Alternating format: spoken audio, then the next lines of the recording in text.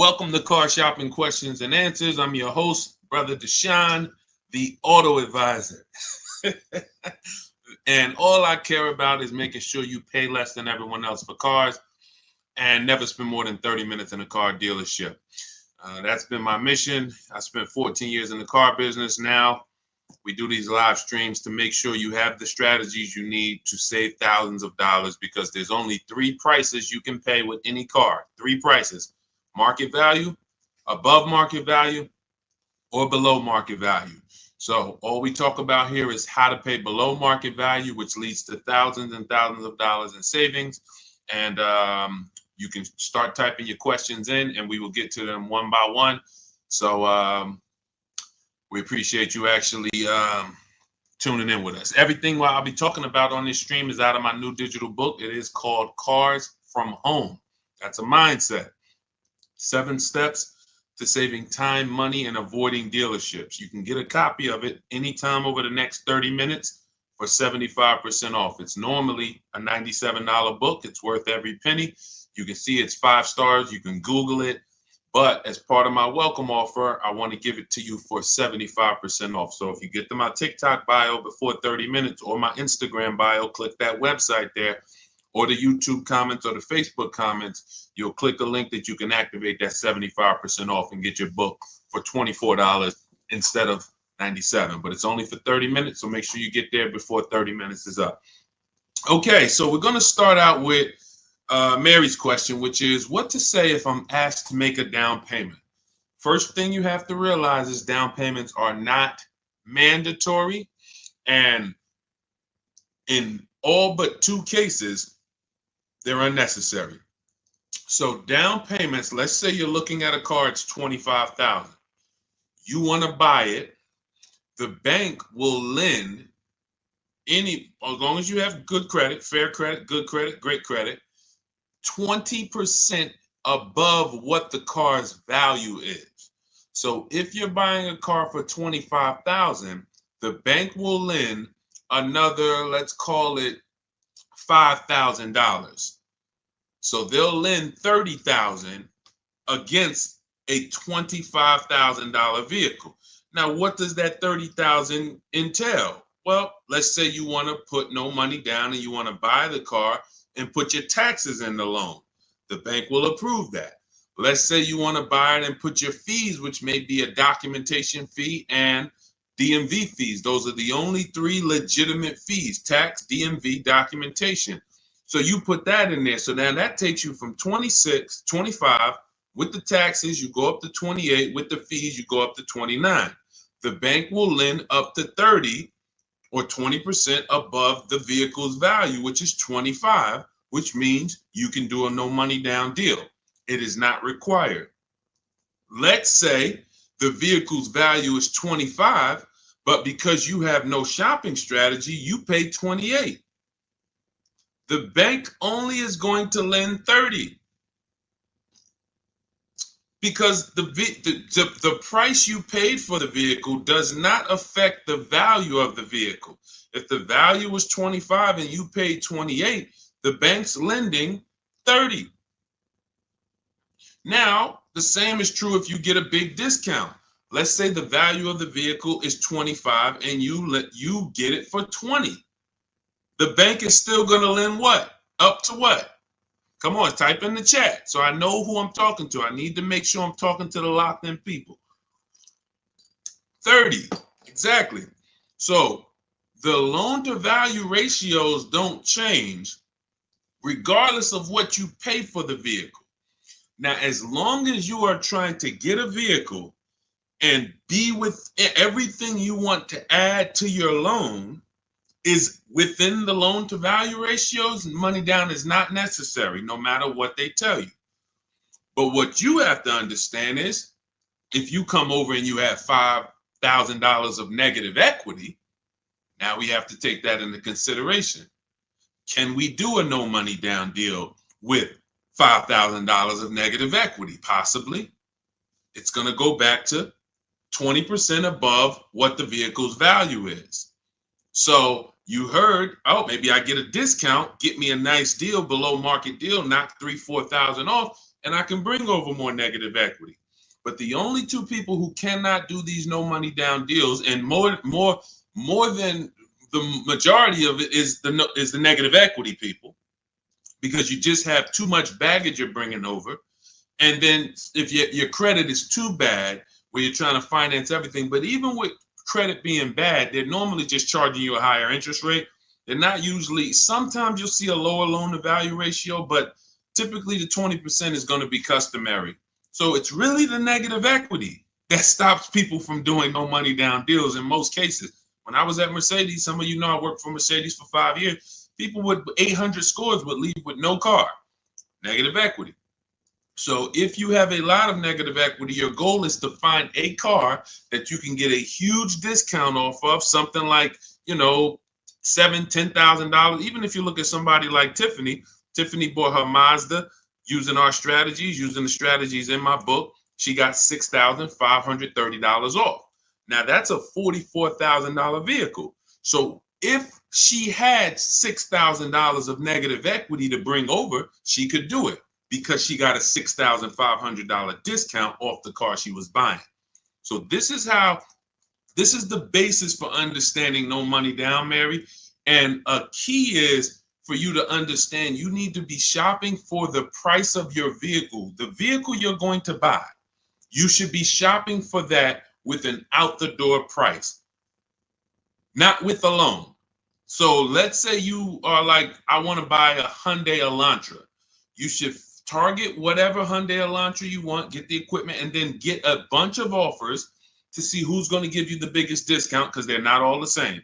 They're very different. This isn't the Apple store. You can go to the Apple store in California, the iPhone's the same as the one in Florida. You go to a Hyundai dealership in Bay Ridge, Brooklyn, it's an entirely different price from, Inglewood, New Jersey. And total different price than, Metuchen, New Jersey. They're all different. And that's what you have to understand. When you're shopping for your vehicle, you're shopping for the dealer who's going to sell you the car at the best price. You will handle your financing, your down payment, your interest rates in a separate process. You don't want to mix those two. Okay? That's a good start for you understanding that you should not be in a position where they're telling you make a down payment, unless you put yourself in that position. You follow what I just talked about over the last three minutes, then you should not be in that position. You should understand when a down payment is not necessary. And almost anyone can do these deals with no down payment. Go ahead, Dolan. Let's shoot the next one up. Keep typing your questions. We'll keep getting to them. What's up, Josh? Thank you for liking the video. I see you. Thank you, Bianca. Welcome to the people who are shared. Malik, 621, thank you for sharing. Shout out to the sharers. I see you. It does not go unnoticed. I appreciate everybody who shares, hit that share button, and sends this broadcast to some other people. I appreciate you. All right, AG, car shopping for a used Tesla X, how to save or haggle. There's two types of used car dealerships. When I worked at Mercedes, the first Mercedes-Benz dealership I worked at, big markups, wants to negotiate. Big markups.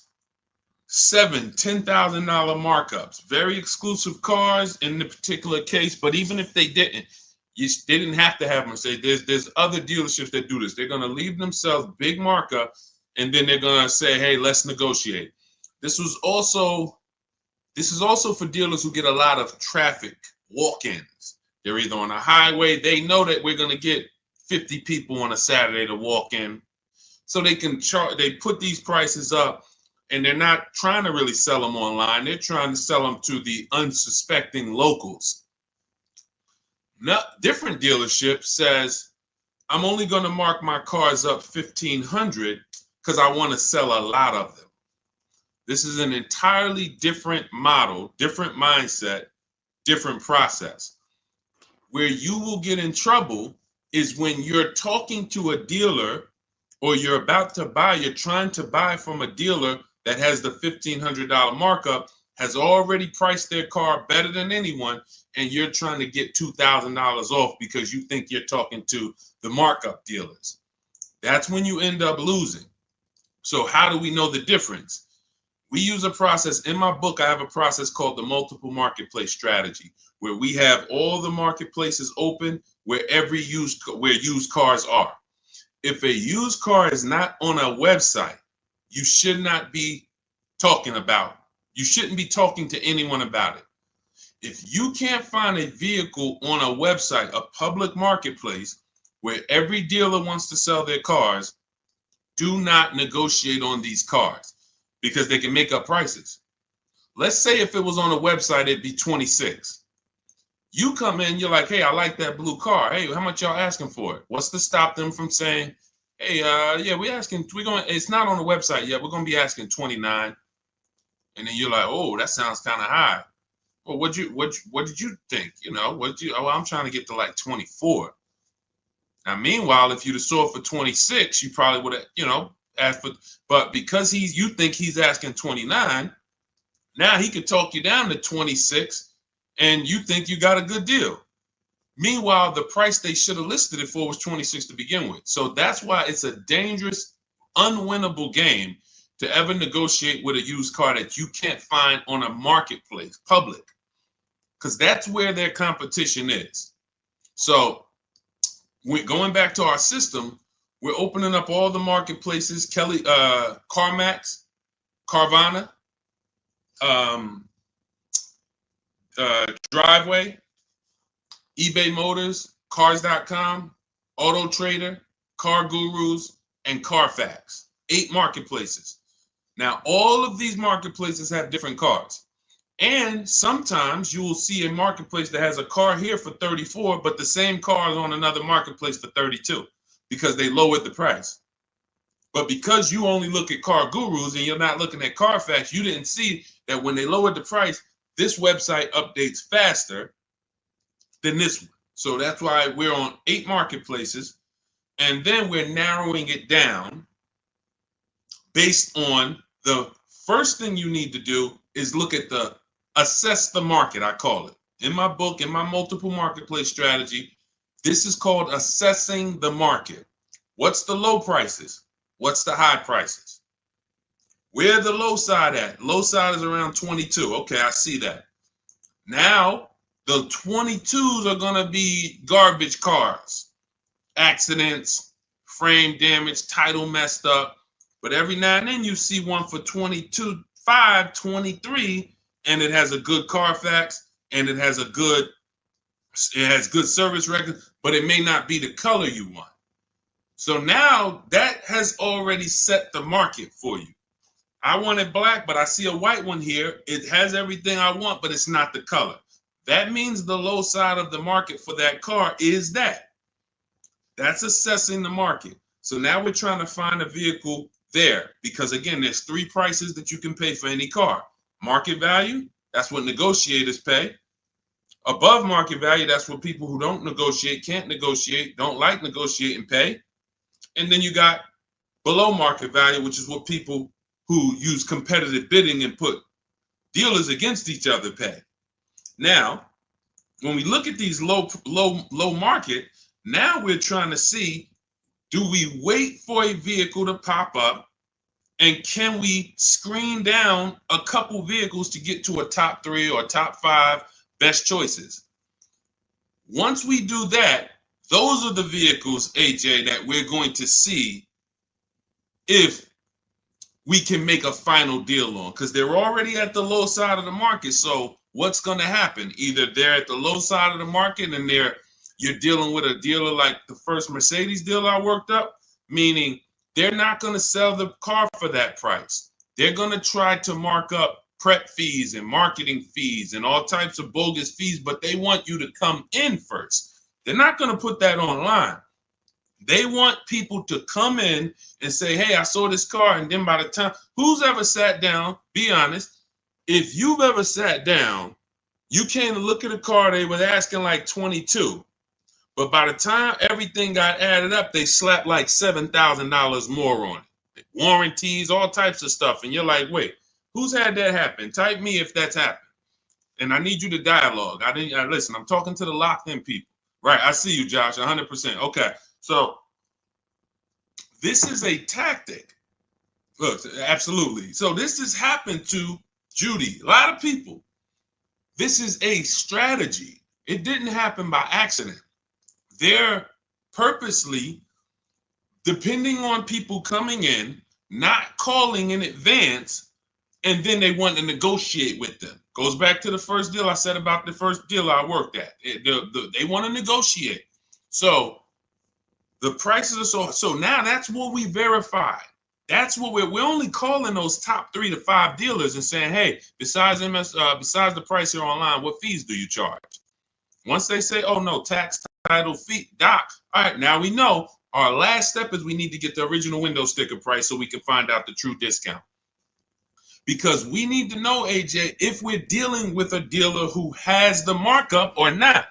And we never ask them for a discount over the phone. We go there because you got to understand these. I'm telling you how dealers operate because I've been inside. Every dealer who puts a used car on a website, we use a tool called vAuto. It tells us where the vehicle we have priced at, where it ranks in the pricing. It'll tell us if we're in the top 3 best prices within 50 miles.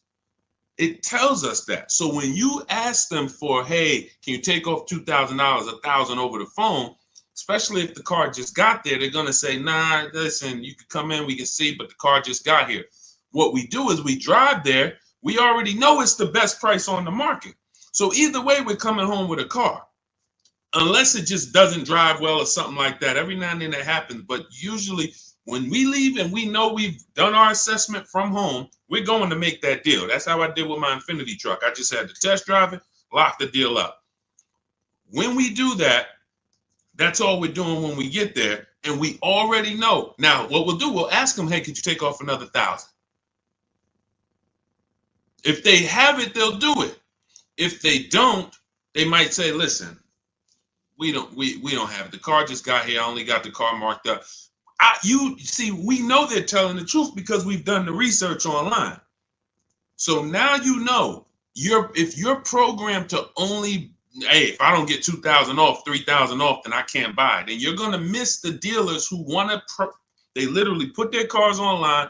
They want them going in 24, 48 hours. They make sure they're the best price. And they sell lots of used cars. You go in there trying to get 2,000, 3,000 off from them, you're missing opportunities. That's how it goes. Okay, this is all, that's all part of my multiple marketplace strategy. It's in my new digital book. It's called Cars from Home, 7 Steps to Saving Time, Money, and Avoiding Dealerships. As part of my welcome offer, you can get your copy for 75% off, but it's only for 30 minutes. So you go to my TikTok bio or my Instagram bio, the YouTube comments, or the Facebook comments. You won't pay the normal $97 price, but it's only for 30 minutes. And then you'll have everything we'll be talking about on the stream step by step. Go ahead, Dolan. Next question.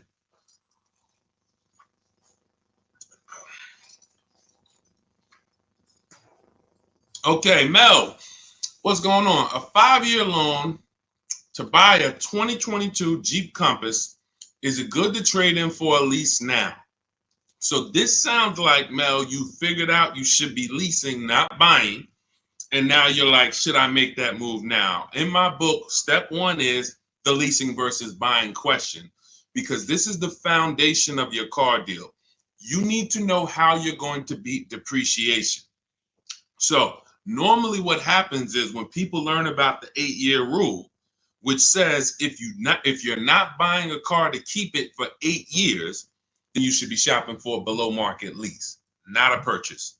So when people learn that, oftentimes they're like, okay, I know I'm not keeping this car. I'm in 8 years.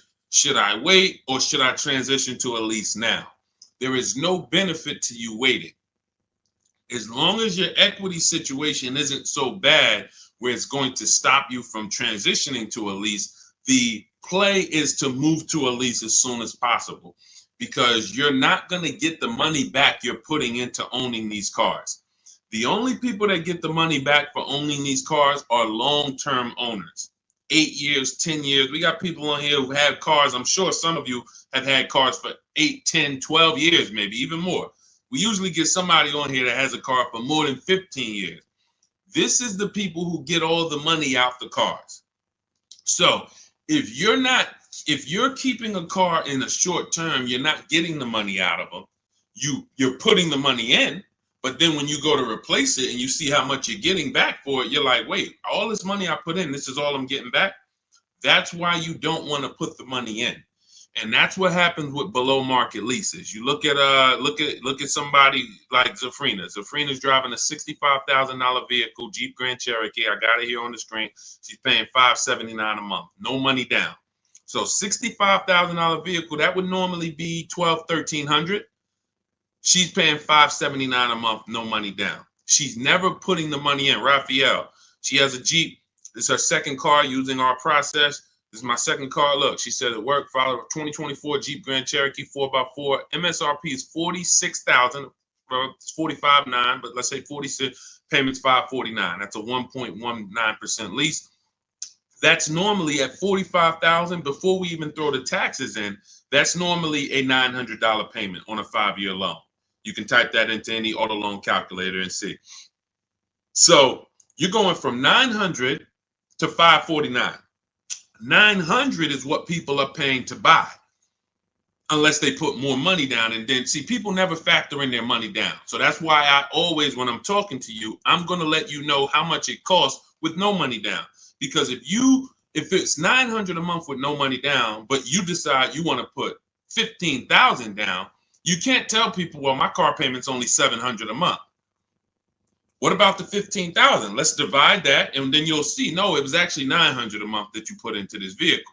So that's why I compare, in every case, no money down, so we can really see how much these vehicles are costing us. So when you're paying $900 a month, you need to try to get that money back. And after a while, you'll see if you pay the car off and you keep it a long time, it makes sense. If you keep a car, somebody just said I had an 03 Camry from day one. Look, 307,000 miles. Now, time heals all wounds. He could have paid $10,000 too much for that Camry. Just overpaid. He didn't know what he was doing. It was supposed to be 20. They charged him 30. But if he kept the vehicle 20 years, do you see how that doesn't quite matter? What would matter is the short term. The short term. So the key is understanding, if I'm not keeping my vehicle long term, 8+ years, I shouldn't be buying, because I'm not going to beat the depreciation. I should be shopping for deals like Raphael got, like Zafrina got, like Jen got, like Ansley got, where they're leasing these vehicles, driving brand new cars, not putting a lot of money into them. They're paying cents on the dollar. These are below market leases. These aren't regular leases. And then you're beating depreciation that way because you're not putting a bunch of money into these vehicles. So there's no benefit, Mel, in waiting. You should do your equity assessment. You've already done step one, deciding whether you're going to buy or lease. Now you move to step two in our process. That's the equity assessment, where you call your bank, get your payoff, then go to the 6 websites we teach that pay cash: CarMax, Carvana, Driveway, KBB Instant Cash Offer, Car Gurus, AutoNation. Once you do your equity assessment, it's going to tell you, do you have positive equity, negative equity? And then you will move to the third step, but you have to do that first. So, but there's no benefit in waiting. None. Not one benefit in waiting longer to stay in a bad financial structure when you can go into a lease. Great question. All of this is in my new digital book. For those of you, you're sitting there, you're like, Deshaun, there's no way I'm going to remember all of this stuff. We haven't even started warming up yet. You can grab my digital book. It's called Cars from Home, 7 Steps to Saving Time, Money, and Avoiding Dealerships. It has everything in there step by step, leasing step by step, purchasing new cars step by step, purchasing used cars step by step, making banks bid for your loan step by step. And you can get it for 75% off as part of my welcome offer in my TikTok bio or my Instagram bio. Click the website there, and or YouTube comments or your Facebook comments, and you can get it for 75% off, which will be $24 instead of the $97. But it's only for 30 minutes. Once 30 minutes expires, the welcome offer does go away. And $97 is still a great price for what you're going to get, but $24 is better. Okay, go ahead, Dolan. Next question. Just got the book the other day. Awesome, Mel. And I see you already made the decision about the step one, which is great. Just move to the equity assessment and just keep checking off the steps. Just trust the process. You're going to be just fine. Thoughts on leasing versus financing? Well, T, this is exactly what we just spoke about. I have a very clear rule. It's called the 8-year rule. where it says if you're not buying your vehicle to keep 8 years, you should be leasing. And not just getting any lease, you need to get a below market lease, because some people will tell you leasing, this is when you know it's bad. When a dealer tells you leasing is the same price as buying, you're dealing with an 80% dealer, which means they are going to charge you a lot of money. And that lot of money is trying to discourage you from leasing, but that's not what a lease deal would be if you shopped around. So look at Ansley. Ansley has a 2024 Infiniti QX60. It's a $58,000 vehicle. He got it for $554 a month. Only first month's payment down. I want you to pay attention to these details. We're not putting money down to get to these payments. These are what is called 1% leases, or anything below 1.5 we consider a good deal. Anything below 1% we consider it a steal. So it's a steal, it's a deal. And over 1%, over 1.5%, I say in my book, it's time to chill. We don't lease those. We don't sign those leases. They're bad lease deals. But look at Jen. Jen pays $512 a month. Now, normally these vehicles that they're buying would be $300 to $400 more per month if they bought them. So when you take somebody like Danielle, Danielle's Audi. It's a $45,000 Audi, 44 and change. If she bought that vehicle, she's looking at a $900 a month payment, no money down, 5 years. She's leasing it, no money down, $550. So she's paying, call it almost $400 less per month, because we didn't even put the taxes into the price of the vehicle. So if we put taxes into that MSRP, then it might be around $48,000. And her payment's probably going to be about $950 for 5 years. She's paying $550. Now, let's just to give you an example to understand it deeper, let's say she got a big discount off this Audi. Let's say they knock off even $10,000 for her, which would never happen. But let's just say she knocked off, I just want to prove a point here. Instead of 48 with the taxes, let's say she gets a big discount. She's at 38 now. How much is the payment on $38,000? Some of you know every $5,000, and that's going to be a little, roundabout math for you to do. Every $5,000 is about how much per month? Let's talk to the people who know this. Every $5,000 on a car loan that you look at every $5,000 is about how much per month? Not 1,000, Mel. I think you typed an extra zero by accident. Yes. $100. Yes, $100. Yes, I see a lot of people. Look, thank you, Cleef. Yes, I listen, man. I love the locked in people. Shout out to the people who locked in, following, and learning from what we're talking about here, not just letting it go in one ear and out the other. So when you look at a $10,000 car, you should automatically think that's $200 a month. $20,000 car, $400 a month. $80,000 car, you should be thinking, okay, that's $1,300 a month. So when you have these parameters, you don't get in trouble and you don't let people slap you in long loans. And how my payment so low? That's because you're in a 9-year loan. So when you have these parameters, you can't be tricked. So let's go back to, if she got a big discount off that Audi, 38 instead of 48. She's still looking at a $750 payment, $775. She's paying $550. So that is an example of how it's nowhere close. Even with the biggest discount you would get off of a brand new car, a below market lease is still so much lower from an investment standpoint, from what's coming out of your household. And let's take one more scenario, and this is all tied into the 8-year rule. When I say you can make it easy on yourself and just say, if I'm not keeping the car 8 years, I'm going to shop for a below market lease. Now I'm explaining the math behind it so that there's math behind it. So all right, I didn't just pull the 8 years out of my hat and say, hey, there's math behind it. So let's look at one more scenario. Let's say Danielle, somebody says they want to get a used Audi, because there's some of you you're like, well, Deshaun, what if I buy used? Does it still make sense? Does the 8-year rule still apply? Because I'm going to knock, 20, 30% off the price. If I get it used, now it makes sense to buy, right? No, it doesn't. Let's go deep on this. So let's say Danielle, instead of 44, where her Audi is, let's say she finds a nice one for 28. 3-4 years old. I'm being generous. She finds a nice one for 28. With taxes, let's just round it out to 30. That's her all-in price. She finds her a nice 3 to 4-year-old Audi. 1 year left on the warranty, and then she's going to be on her own. $30,000. What's her payment? 5 years. What's her payment? Let's go. Type in. $30,000, $600 a month. Thank you. $600 a month. So we just took some very clear scenarios, and we took 35,000 would be 600 a month. Would be 700. Josh, 30,000 is going to be 600. Yep, you got it. I see you updated it.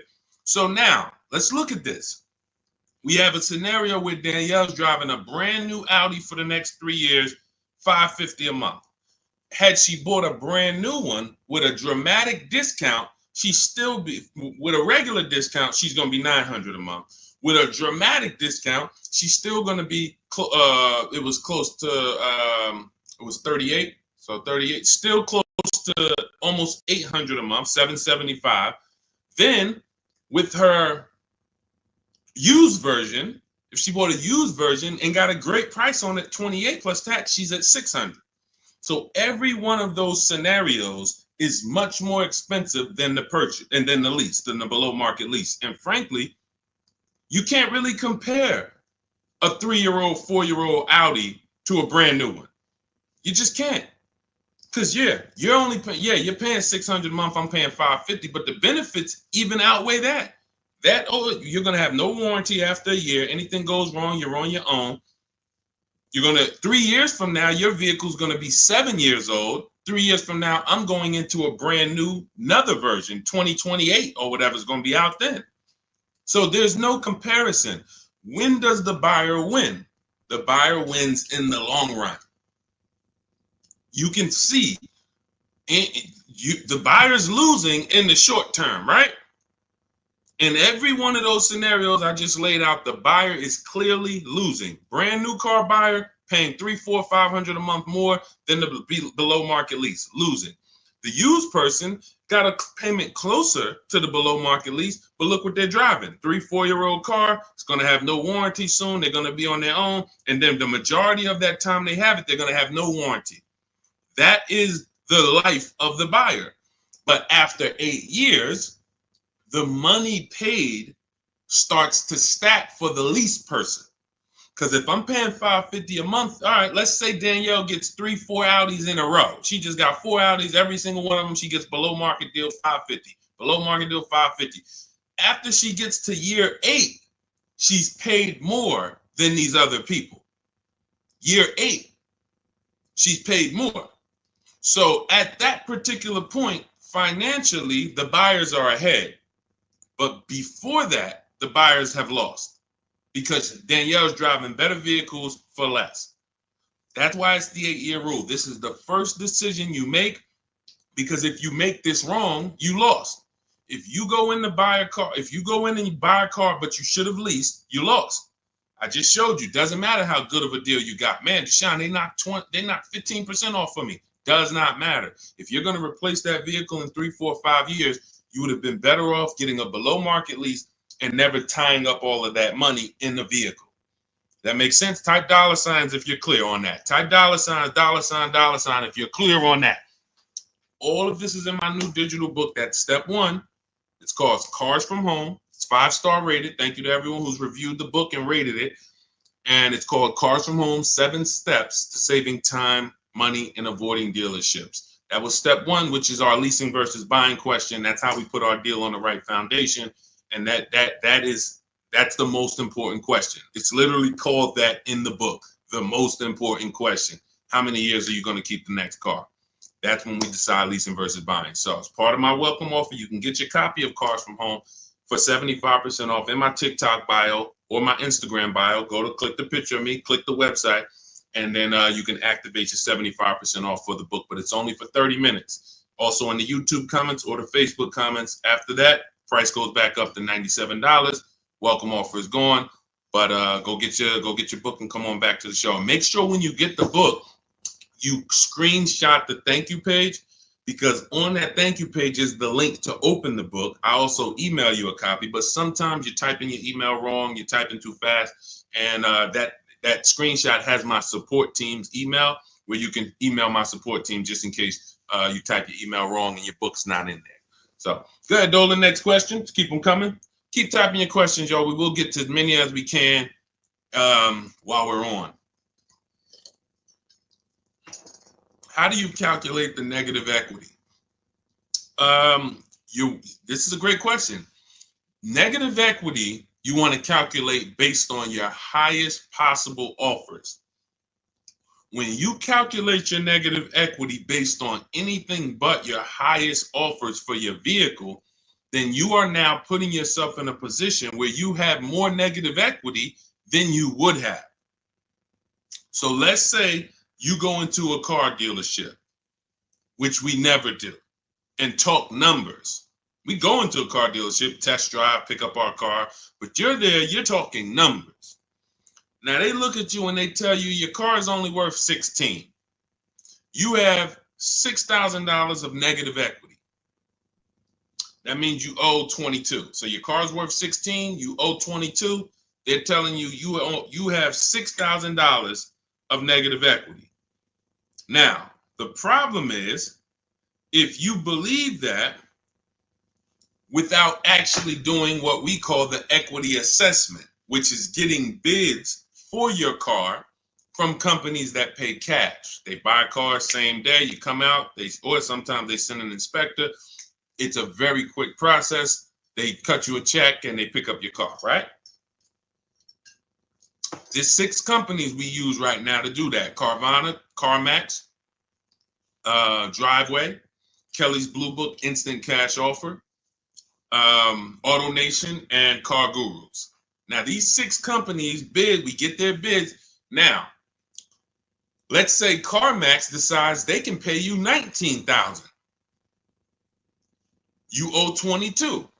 How much negative equity do you have now? The dealer, your car was only worth 16 to them, but to CarMax, it's worth 19. So instead of 6,000 negative equity, you only got 3,000. But if you didn't get the highest offers for your vehicle, your negative equity is going to appear larger. It's going to be larger. And it's not because it should have been. It's because you didn't employ strategies to maximize your vehicle's value by putting it on the open market. You wanted to do a quick deal and you took less money than you could have gotten trading in a car. We don't do that. So, Mary, we do the equity assessment. That's going to tell us right then and there how much negative equity we have or how much positive equity we have. It takes 15, 20 minutes to do. Just go to those 6 sites. That's in my book, Step by Step. That's step 2, the equity assessment. Once we actually decide whether we're going to buy or lease, that's step 1. Now we move to step 2, which is the equity assessment. We don't move forward until we found out what our equity position is. Okay, does that make sense? All right, go ahead, Dolan. Next question. And some of you are going to find out that you have more equity than you thought, and you don't have to wait to sell your car. So, I've had people who thought they had to wait until the car was paid off. If you ever, you might have thought, Sean, I thought I had to have my title to sell a car. No, you don't. You can sell a car you still have a loan on. Absolutely. And the reason I know this, people think this way, because when I was at the dealership, people would walk into the dealership. I get a guy who's like, hey, is that the new version there? That's the 2020 whatever. I'm like, yeah, that's the one just came out. He's like, all right, I got 3 more payments left, and then I'm gonna come see you for that. I'm like, what? Hold on, let me talk to you. Because someone told him, and it could have been based on 30 years ago. Maybe there was a time when you couldn't sell a vehicle without paying it off and having the title. I don't know. But in this particular case, it makes no sense to run a race, pay off a car, and then turn around and go get another car. You should be leasing. Because that's one of the downfalls of leasing is you always have a payment. Now, there's benefits there, but if you are buying and you always have a payment, because literally as soon as you pay off your car, you go get another car, and then you go get another car, and you always have a payment, you've never reached the reward stage of buying. So, IG, how would you know a car is below market value? Who to believe? CarMax? No, this is not. We don't believe companies. You know a car is below market value by looking at the market and getting multiple offers. There is no quick, oh, let me plug this in and this tells me this. We don't trust anyone. There's no trusting or believing anyone. You want to assess the market. If I'm looking at a bunch of used cars and I'm looking at, okay, 2020 to 2022 Honda Civics, I can see what the low side of the market is. They're at 19. I can see the middle of the market is about 23. Then I can see these all of my other ones, they high. I need to know where the low side of the market is. If I'm leasing, everything we do with buying, if we're buying a new car or we're leasing, we use a strategy in my book called the 25 to 5. We connect with 25 dealers online. We're going to get 5 offers. This is for new cars and leases. Assessing the market for these cars comes through multiple offers. So when I look at, let me give you an example. I use an example like Teddy.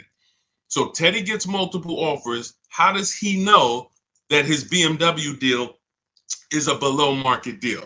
Says here, look, the post is a bit wordy, but I'm too pumped. I will never lease another vehicle any other way. From start to finish, this deal took 6 days. Connected with 25 dealers online. We do this in 20 minutes. I show you in my book how to do this in 20 minutes. 4 nearby states. He's on the Indiana border. I received 10 offers. I only use the scripts provided. So I provide you with email scripts, copy and paste, because I know everything these dealers are going to say. Obviously, I was a car dealer for a long time, so I know the canned responses. So I wrote the email templates to respond to them. Now, he ends up, this is a $73,000 vehicle. He closed his deal at $856 a month, no money down. Now, how does he know $856 was the below market deal for his BMW? Because his highest offer came in at $1,123. So you can see my highest offer during this process from a different dealer was $1,123. Look, the dealer closest to me, the local dealer, came in at $986. So his closest dealer is $986. His highest offer is $1,123. He closes his deal at $856. It's clearly below market value because he sees the market. The only way to get below market deals is to look at the market. That's why we have the best system for getting multiple offers on new cars and leases. Or if we're shopping for a used car, we're looking at multiple options. That's the only way. That's why I said there's 3 prices you can pay for any car. If you're going to buy a car, lease a car, if you're going to buy a new car, buy a used car, or lease a car, there's 3 prices you can pay.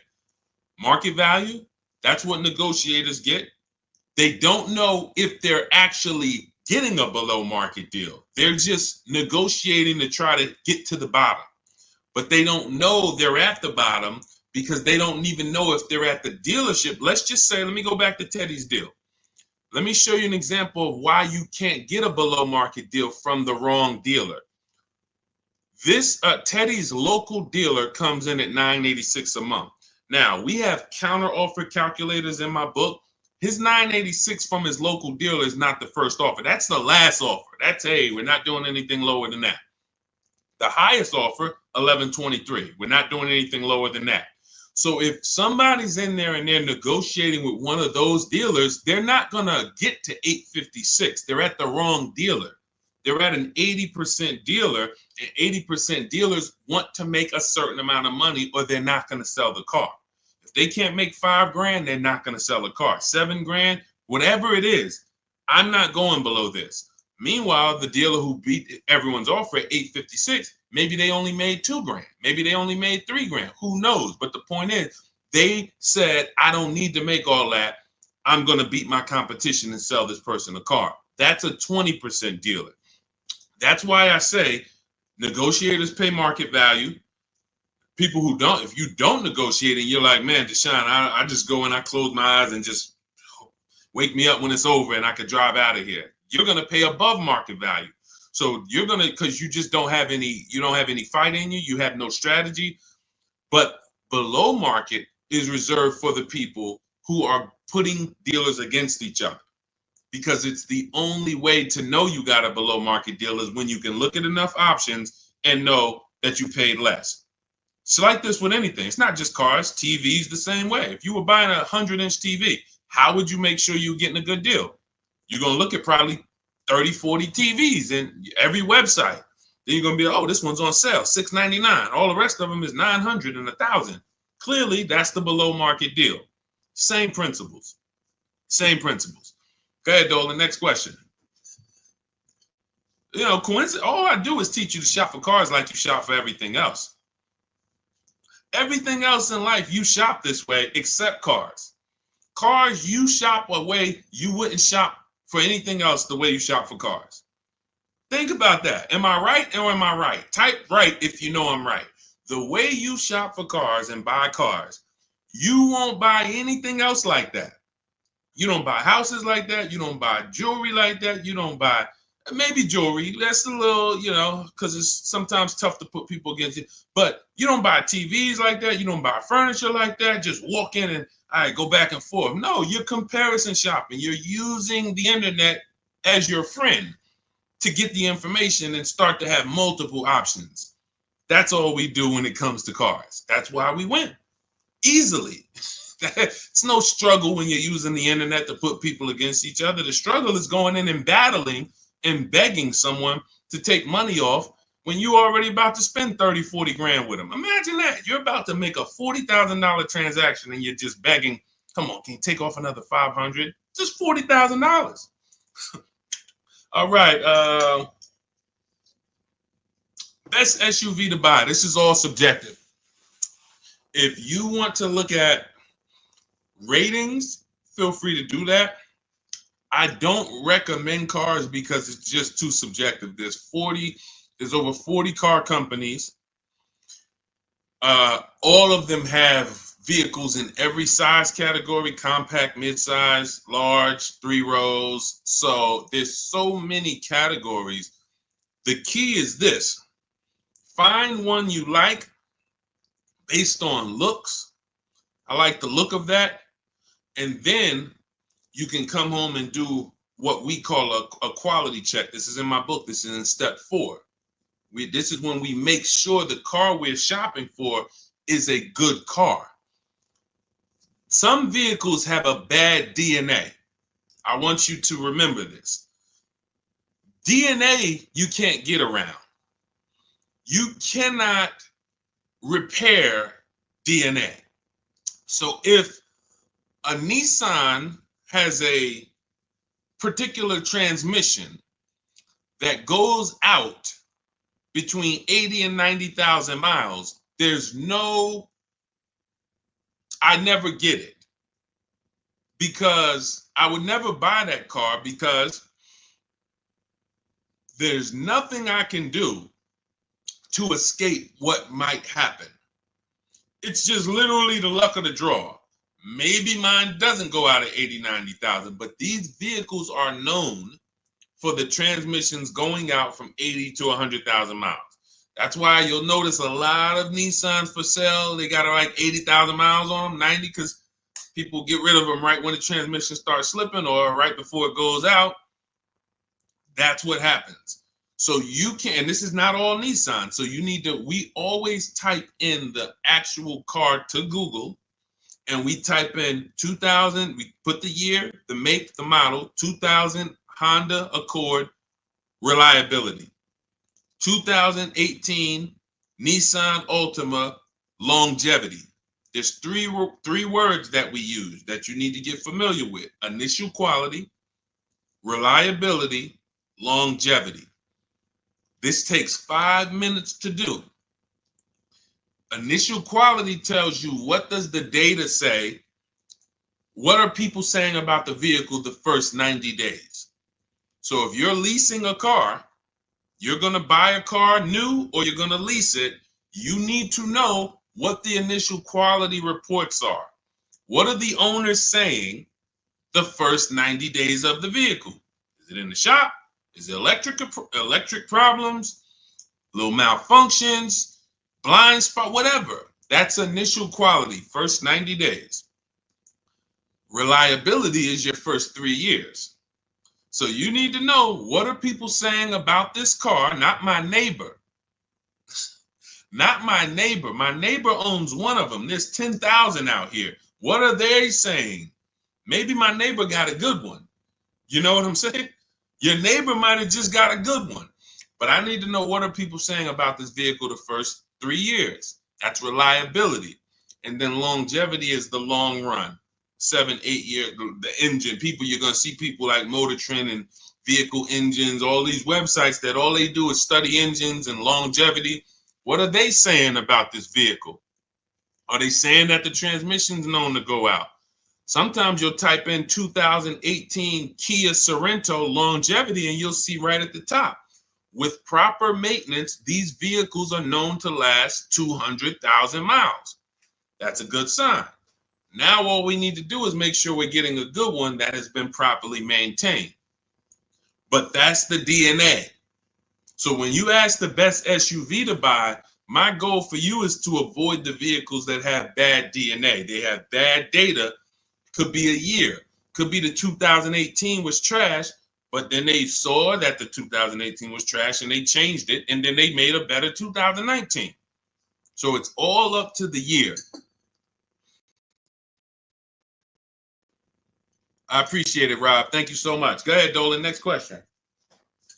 That's in step 4. See, that's shopping, not buying. We have 7 steps in our process.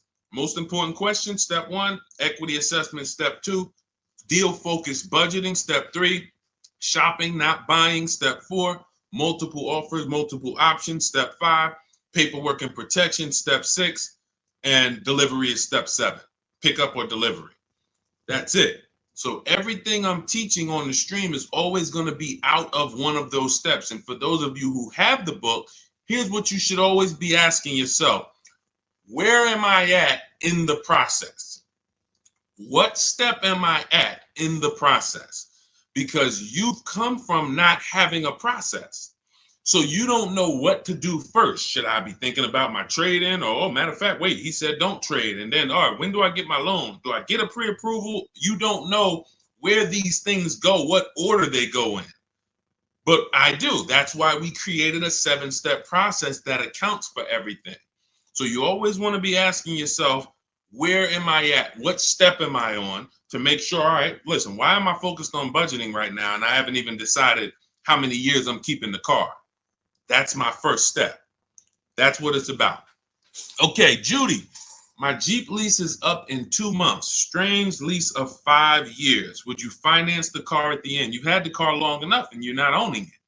So whatever type of financial deal that you went in on this, it was not a good deal because you're paying way too long on a car that you're not going to own. That's the reason we don't buy our leases. We don't do 4-year leases. Paying too much, unless you're paying like $200 a month or something ridiculously low, where you add up all the payments, add them all up. Look at it. All right, I gave them $2,000 up front, and then I paid $400 a month, and I've been paying $400 a month for 5 years. That's 60 months. All right, wow. All right, I paid them a lot of money. Add that up, and you'll see, compared to the MSRP, I paid way too much for this car that I'm giving back. So that's why I wouldn't suggest you buy it, because if you're not going to keep it long term, normally with a lease, it's broken into 2 sides. It's a part you're going to use, and then it's a part you're giving back to them. You're not paying towards that part. Let's say it's 50-50. You could stretch your side out. You got to pay half this car. You could stretch that out for 4 years or 5 years. But it has nothing to do with that back end. You're still going to owe. If you want to buy this thing, you still got that other half. So I don't know what your lease deal is, but if it's structured like a normal lease, you've just broken down your side. You're not paying it. Now, if you've paid into the car, 60, 70% of the car, but I don't think you have, because that wouldn't be a lease. That would be a loan. That would be like, hey, I'm paying the car off. I paid it off for 5 years. I only got 2 years of payments left. I should only owe a small amount. If that was the case, then that's different. But on a lease, if you just took a 5-year lease, then you're paying your half. You're not paying towards the back. So you might have a very, very low payment, but you're not actually building, you're not paying towards the car. You're only paying towards the half you're going to use. So in that particular case, I would give the car back.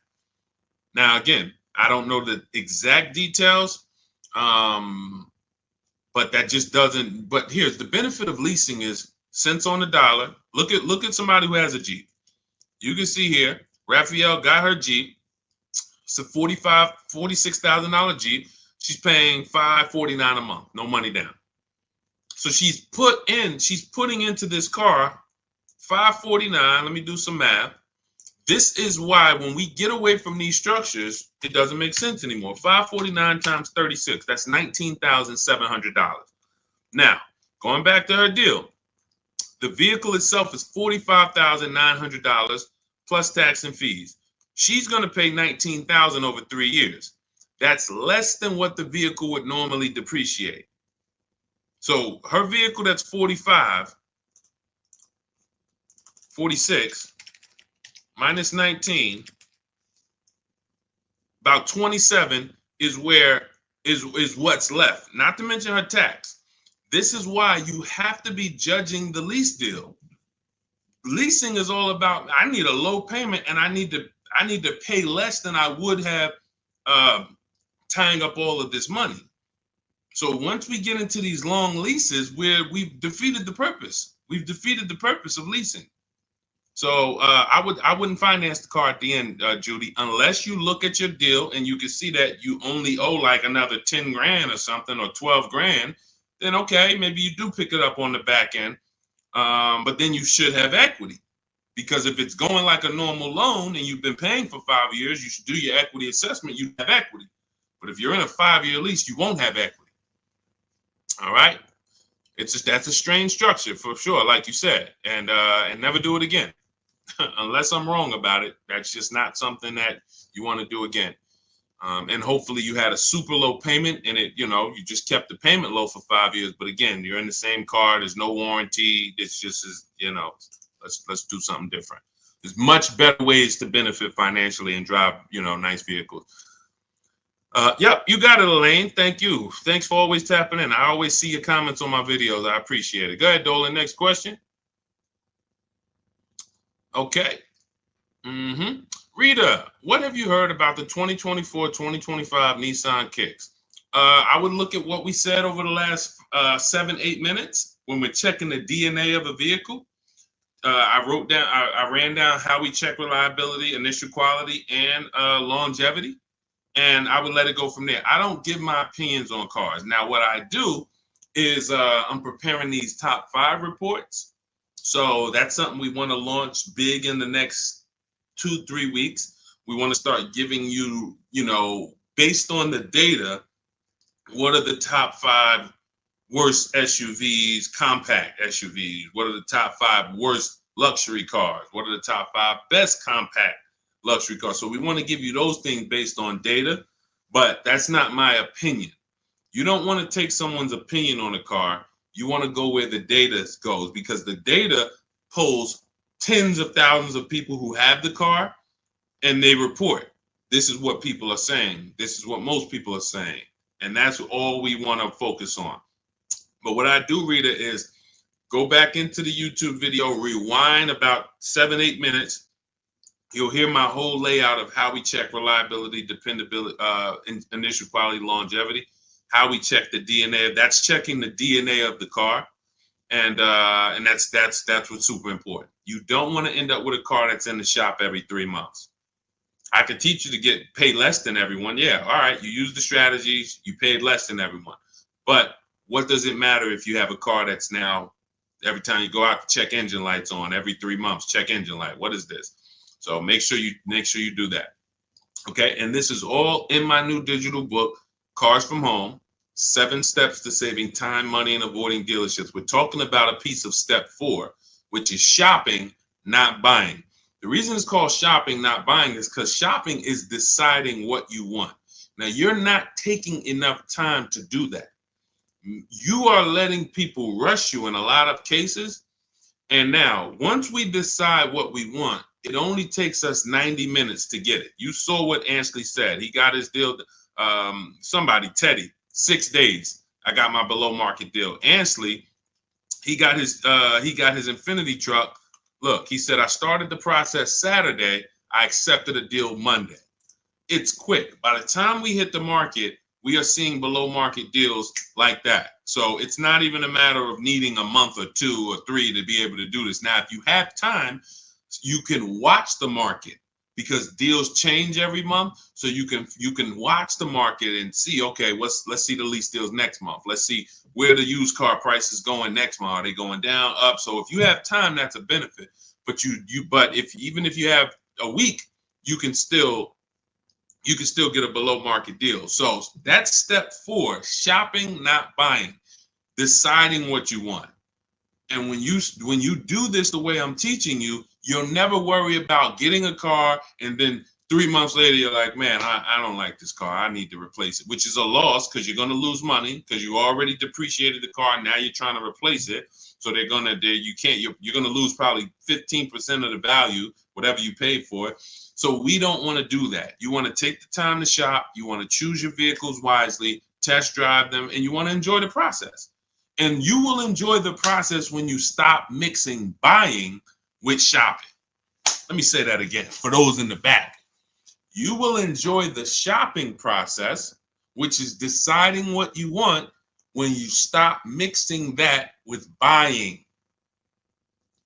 Hey, Charlie, we're going out this weekend. You and your mother, we're going to go test drive some cars. We're going to go see the Nissan. Then we're going to go to the Chevy dealership. And I want you to sit in the back, and I want you to make sure that you can get all your football equipment back there. We're going to look at like 3 different vehicles. Oh, that sounds good. That sounds good. Now you're at the first dealership.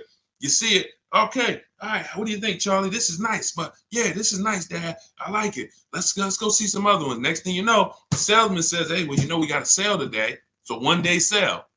Oh, now you're sitting down. Now you're sitting down. What are you talking?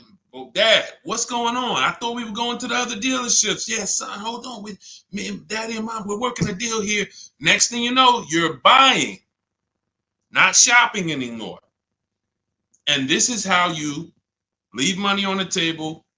Don't shop competitors. This is a tactic. Call them the showroom shackles. They want you to sit down, just picture, remember this. Every time you sit down at a dealership, just picture shackles coming out of the armrest of the chair, and because isn't it like that when you try to get up? Doesn't it feel like you're shackled? When you try to get up, hey, some of you can't even get your keys back. Hey, where my keys? Hey, you got my license? Hey, who has my driver's license? Hey, did you give me back my license? So this is a tactic. So once you understand, we avoid all of this. We never talk numbers in the dealership. When we're there to shop, which is decide what we want, test drive, go home. If that's the vehicle we want, we will be reaching out to buy it from home, online, by email. And if you're going to do it your way, you can call around, you can call them, but do not discuss numbers at the dealership. It's a losing battle. You have no leverage there. Go ahead, Dolan. Next question.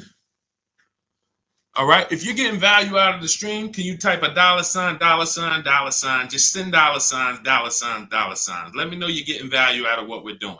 Every time I see the $, I appreciate it. It lets me know we're connected and you're getting what we're talking about. Thank you, Sherwin. Thank you, Raphael. Thank you, Rob. Appreciate you. All right. Listen, let's go. Next question, Dolan. Yeah. Thank you, Jeremy. I appreciate it. I see you. Thanks, Tracy. Which value guide do most lenders use to determine value? Probably NADA.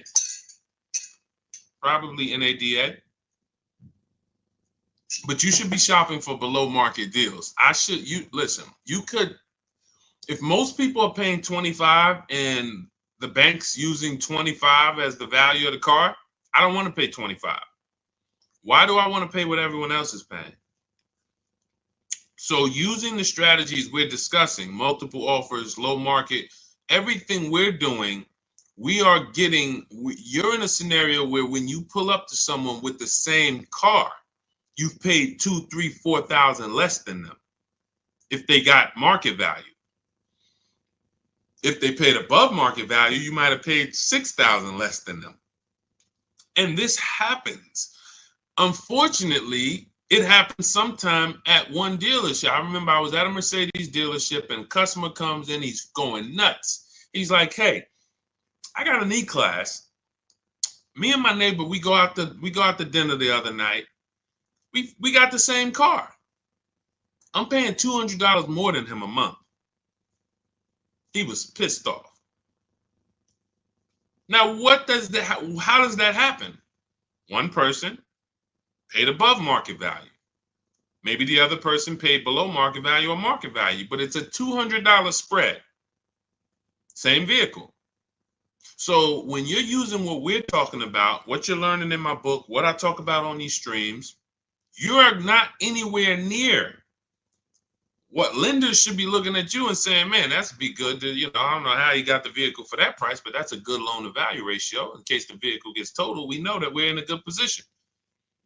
We know, rather than, hey, this guy has a vehicle, it's worth 27, but he bought it for 28. He's cutting this thing close. He needs gapping. So, all we care about is below market. We're not interested in none of these high prices, and how bad they are for other people, unfortunately. Go ahead, Dolan.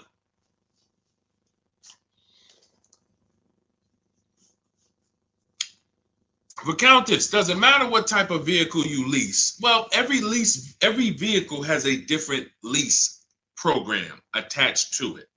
So every trim level has a different lease program attached to it. So a Mazda 3 Sport has a different lease program than a Mazda 3 Touring in many cases. Has a different lease program than a Mazda 3 Grand Touring. So every vehicle is different. Here's how I look at leasing, and here's how I want you to look at it if you want to talk value and money saving. You're looking for the car that you could drive the highest MSRP car for the lowest price. So my first lease was a Pontiac G6 $256 a month. It was like a $20,000 car in 2006. I paid a little more for it because I didn't have the credit. I had never financed the car. So I had to pay, I think I got tier 3 through my dealership. It was like maybe $40, maybe $30-something more per month that I had to pay. But my next lease was when I was at Mercedes, I leased an Infiniti that was next door. It was like a $32,000 car, $325 a month. It was an Infiniti G25. And then maybe a $35,000 car, G25. Then I leased a Q50, which was a $45,000 car, $345. Then I leased another Q50 because this was my wife's car, $365. And then I leased myself a Jeep Grand Cherokee 2018, $330, $35,000 truck, $330 a month. These are all under 1%. You take the monthly payment, divide it into the total MSRP. If it's under 1%, this is a steal. Incredible value. You're driving very expensive vehicles for very, very low payment. So, and then the last Infiniti that I got that I leased was we had 3 Q50s that my wife drove. And the last one was $365. So it kept going up by $20. Every time it would go up by $20. We had 3 Q50s. These were $44,000 vehicles. So that's how I approach leasing. Now, I might look at another vehicle, the same $45,000, but the lease program is not as aggressive. Once I shop my offers, maybe I'm at $500 because it's a different lease program. The lease program, in order to be at a 1% lease or close to it, you need a lot of support from the manufacturer. You need rebate, you need incentive, and then you need to get bids. So you can have a great lease program, but if you're at an 80% dealer, you're not going to see these deals that I've been showing this whole stream. You're not going to see any of these deals. You need a great lease program, and that combines with the bids that you're getting. And then once you get that, you can see, am I at 1%? Am I at 1.2%? Am I under 1%? Zafrina got a 0.88% lease on that Jeep Grand Cherokee, the electric version. She got a 0.88% lease. Ridiculous. $65,000 vehicle right here. She's paying $579 a month. No money down. $65,950, $579. That's a 0.88% lease. Ridiculous value. Ridiculous value. So the lower value, the lower percentage, the better. I max it out in my book. I teach you the 1.5% rule. 1.5%, we don't lease above that. We don't lease cars where the lease deal is above 1.5%, because when you add up all the payments, you're paying too much for a car you're giving back above 1.5%. It doesn't make any financial sense to lease the vehicle at that point. We just go to another vehicle. I've had people that said, Deshaun, I wanted to lease the Range Rover. I got all my offers back. It was 1.6, 1.7, 1.9, 2. What do you think? I said, pick another vehicle. Go back to the Range Rover in 3 years. Maybe it'll have a better lease program then. There was a time, I remember Range Rover Sports had a great lease program. There was a time where the Velar had a great lease program. It goes away. And then they're like, hey, you know what? We need to sell some of these. It comes back. So, but it's so many vehicles out here. It doesn't make sense to lease something where you can't get it for below 1.5 or even lower, because there's just so many vehicles. You can find one with a great lease program using what I teach. Every vehicle you shop, it's only going to take you 90 minutes to see the market. Once you get to step 5 in my process and you're actually shopping the market for lease deals, it only takes 90 minutes to go to the websites, copy my scripts, and then get the offers back. So you can do this for 3-4 vehicles over a weekend if you want. But that's what you need to do. And then you determine what's the best value for me. Simple. I'm only leasing vehicles that I know I can drive them for cents on the dollar, and they're expensive vehicles. I don't even do 1.5. Sometimes you'll see somebody, they really like a vehicle. I always say, if you really like a vehicle, you shouldn't be leasing. If you're leasing, you don't love a vehicle. So let's put that out there. If you're switching vehicles every 3, 4, 5, 6 years, you don't love the vehicle. People who buy their vehicles to keep 8, 9, 10 years, then we can talk about love. But leases, they so fast. You lease a vehicle in 2.5 years, you got to start thinking about what I want next. 2.5 years, what I want next. So there's no love here. You just find something you really like that has a great lease program where you could pay these low prices, and then you move on and you do it again in 3 years. Don't fall in, that's what leasing is about. All right. So, and look, I saw somebody say that Audi, there's no rhyme or reason. All you can do is pick a vehicle, shop the market. There's no Audis have the best lease deals, Jeep Grand Cherokee, because look at how many vehicles are within Audi. You have the Audi A4, and then I told you have different trim levels. You have the Premium Plus package. You have Audi A6. You have the Honda EX, EXL, Touring. These are all different lease programs. So there's no way for you to say, oh, well, I know Jeep Grand Cherokee Limited, they have a good lease program. No, you pick a vehicle, shop the market. None of these people who got these lease deals thought that, or none of the, even the people who purchased, no one, Sean saves 20 grand off his F-150 Lightning. He didn't know he was going to save that much money. Kimberly, Maserati, she gets $21,000 almost off the vehicle. She didn't know that. She didn't pick the Maserati because she knew she was going to save $20,000. She said, hey, Maserati's my first choice. Let me go shop for it. Oh, below market deal on this is $20,000 off. That's the way it works. Look, at the time last year, Eddie bought this 2023 Toyota Camry hybrid. They were extra hot at the time. He shops his best offer at that time is $2,086 off of MSRP. They had no rebates. He got multiple offers, and he said there were several dealers still charging MSRP over MSRP. Now, the market's changed on these in a year, but at the time, that was the below market deal. So no one goes in knowing how much a below market deal is going to be. You pick your vehicle, use my strategies, you get your offers, 24 hours, 48 hours, you have all the offers, you can see, how does it look? You got 5 offers, 7 offers, how does these look? Oh, wow, I'm saving $6,000. That's the best offer. All the other ones are saving me less than that. Oh, here, I'm saving 10 grand. Then you make your decision. Simple. And once you know how quick it is to actually do this, it's going to blow your mind, because you're going to say, any vehicle I'm considering, I can shop the market on it in 90 minutes and know what the below market deals are. Very empowering. So everything you're learning is out of my new digital book. It's called Cars from Home: 7 Steps to Saving Time, Money, and Avoiding Dealerships. This is a 7-step process for below market leases, below market new cars, below market used cars, step by step, A to Z.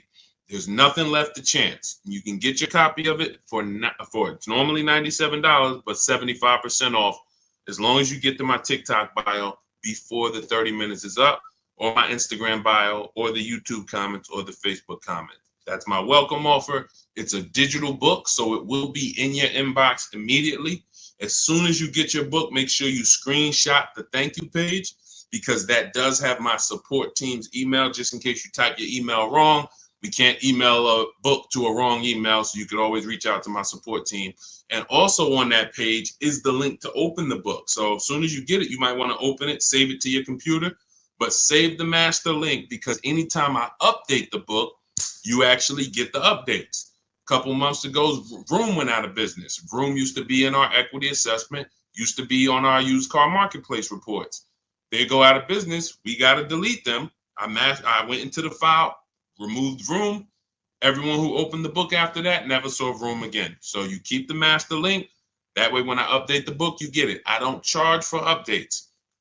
I want you to win. That's why I'm giving you the welcome offer, where you could even get it for $24 instead of $97. But even if you miss the 30 minutes, you should go and get your copy for $97, because what you're going to benefit from is going to be 10 times worth what you paid for it. But if you get there before 30 minutes, you can actually get it for $24 instead. So go get your book. I appreciate you tuning in. I want to see you win. Make sure you email me your car deals when you make them. Send them to me by email. I love to see your deals, so I can bring them into the show and keep, talk about you the same way I'm talking about everyone else. And we'll make this happen. Keep unlearning. Leave everything you learned at the door. When you get my book, don't bring any of your old ideas to me. Trust our process. Leave all of that old way at the door, and your success is guaranteed. So I'll see y'all on the next stream. God bless you.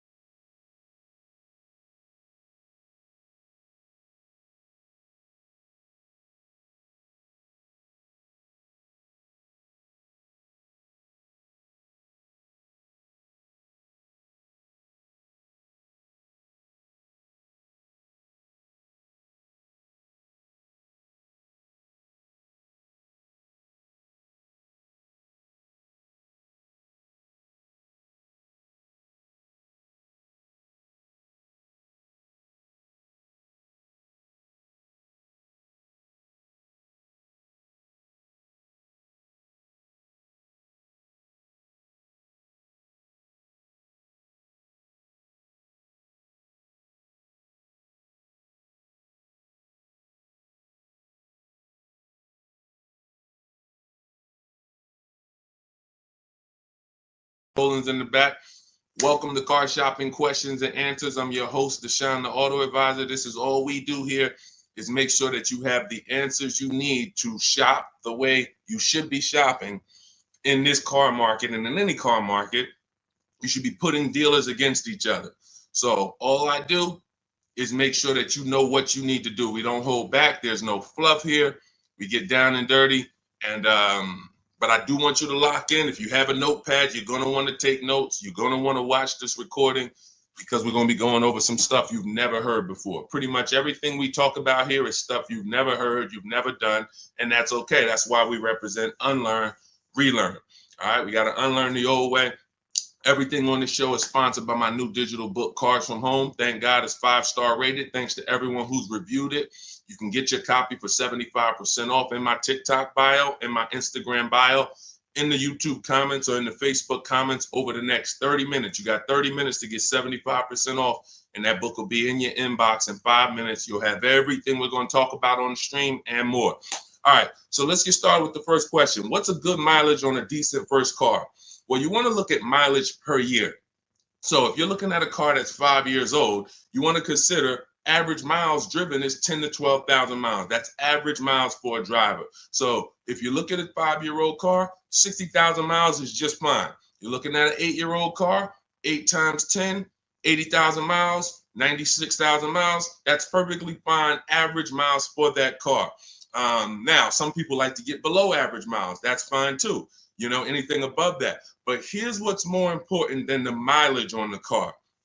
Service records, absolutely paramount. In fact, let's go to what really makes the car good or not, the DNA of the car. The DNA of the car is things that can't be fixed even when the first owner took care of the car. You might have a car, we always do what's called an initial quality check, a longevity check, and a reliability check on each car. I'm going to show you how to do that very easily. It takes 5 minutes. All of the stuff that I'm talking to you about takes minutes, not hours to do using a computer. So when you said the DNA of a car, that's something that can't be controlled because they made it that way. So if you look at a car and it has bad electric issues, that's in the DNA of the car. Doesn't matter if it was taken care of, doesn't matter if they serviced it. It's built in. Some cars, when you do your longevity check, let's say you're looking at a 2018 Nissan Sentra. You type into Google 2018 Nissan Sentra longevity. You're going to see, hey, some of these vehicles have electrical transmission problems at 80,000 miles, 90,000 miles. It's in the DNA of the car. Doesn't matter if you got a good one. Doesn't matter if you got a bad one. Chances are you're going to deal with these issues. So what we do, any car you are looking at, a used car, I want you to type in the year, the exact year of that car, and then type in reliability. That's going to tell you what they said about the car the first 3 years. You skim the articles. You don't need to read. All you're literally doing is skimming that first page. If you see this car has less than normal reliability, less than average reliability, you want to look for red flags. Then, once it passes the reliability check, then you type in 2018 Nissan Sentra longevity. Skim the articles. You'll see things about the engine. You'll see, okay, these engines last 200,000 miles. You'll see any red flags. You look at that first page, skim it. That's going to tell you everything you need to know to see is the data showing on these cars that it's bad. Don't listen to your neighbor. Your neighbor has one car. Hey, I love this car, but there's 10,000 other people with that same exact car, and maybe 20% of them are having an issue. So go where the data is, type in that search. It's very easy to do. That's in step 4 of my book, which is called Shopping, Not Buying. All of that is we do a 7-step process, and we do not buy any car or lease any car without checking the DNA of the car, which is the data. That's more important than the mileage on a used car. Great question. Let's go. Keep typing your questions. We'll get the next one. All right, we'll get the next question. All right, let's go. Is it better to say I have a trade-in or not? Great question. We don't use the word trade-in. That's actually a curse word here, because I'm going to tell you this.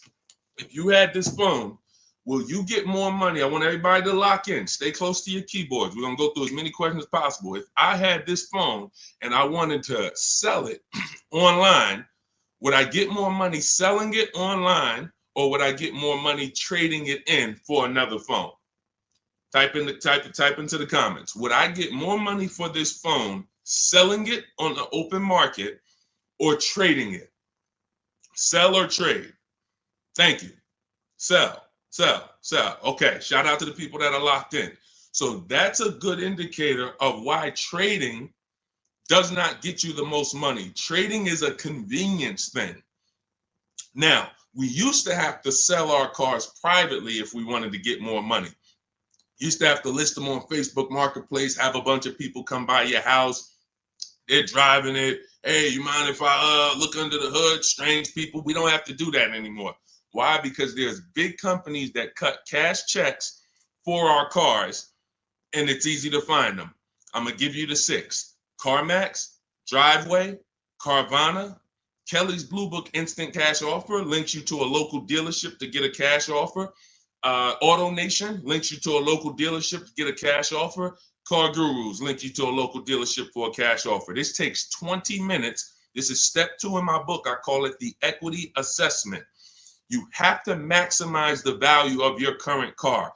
You're also going to learn that we don't mix transactions here. What does that mean? Whenever you do a trade-in, you're doing 2 transactions with one dealer. What does that mean? Every time you buy a car from a dealer, that's 1 transaction you did with that dealer. If you trade your car or sell your car to them, because that's what you're doing a 2nd transaction with that dealer. If you get your loan from them, you're doing a 3rd transaction with that dealer.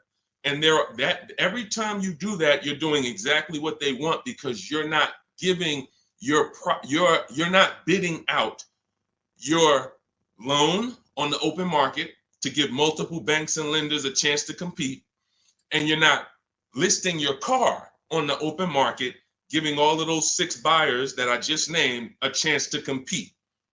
That's how you get the most money. You cannot get a great deal without maximizing each part of the transaction.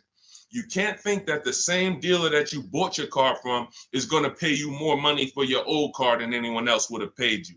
That's why we do not trade. There's only one circumstance where you must trade. That's if you have a lot of negative equity and you can't pay the difference. So if these companies, Carvana, Kelly's Blue Book Instant Cash Offer, CarMax, all the companies I named, they're going to pay you more than any dealer. Now, if you have negative equity after you get those offers, then you'll see, all right, the best thing for you to do is to pay the difference. Because if CarMax's offer is 19 and no one else is going to touch that, that's going to be the smallest amount of negative equity that you can have, because you got the highest amount for the car. If you go and trade that in, that dealership might only give you 17, which means whatever negative equity you had over here selling the CarMax, 2,000, 3,000, 5,000, it's going to be more because you're getting less for the car. So but if you can't pay the difference, cover the difference of the negative equity, then do a clean transaction. That's what I recommend. But some people don't have the cash to do that. Then you must trade, which means you go and whatever dealership wins your business, they're going to have to be the ones to trade, because you need them to bring that negative equity over to the new deal. That's why you must stay out of negative equity. You must learn the reasons for negative equity.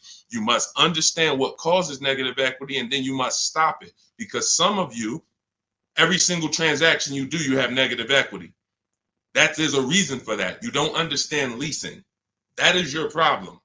That's another question we'll go into, but that is the problem. I've been doing this 14 years, working in car dealerships. I've been educating people like you online since 2021.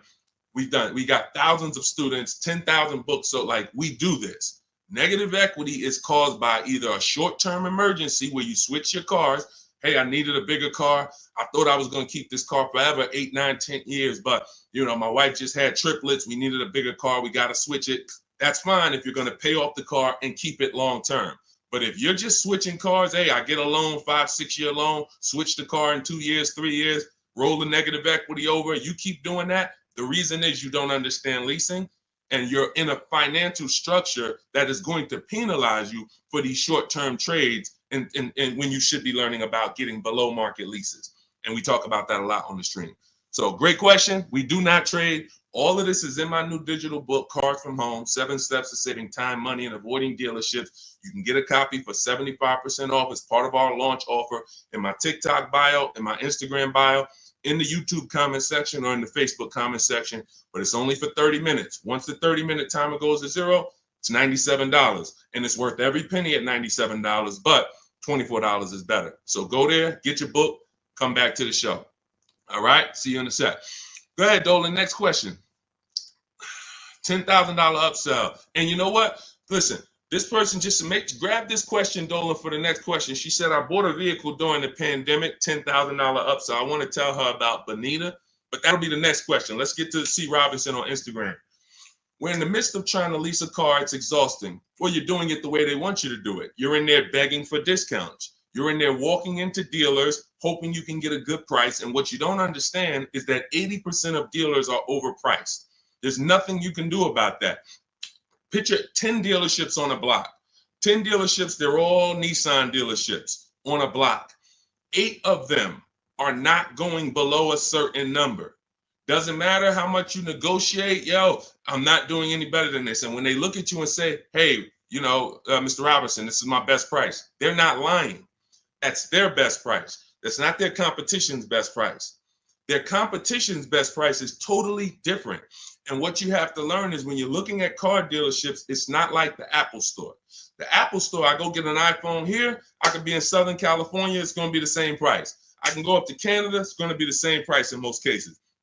This is a convenience aspect. They fooled you into thinking, oh, the Nissan dealer you're at, we're just the closest one, but we're all the same. They're not the same. They compete every single day to see who's going to sell more cars. They report their numbers at the end of the month. They're competitors. They sell cars for different prices. So what you have to now do is bring that competition into your car shopping.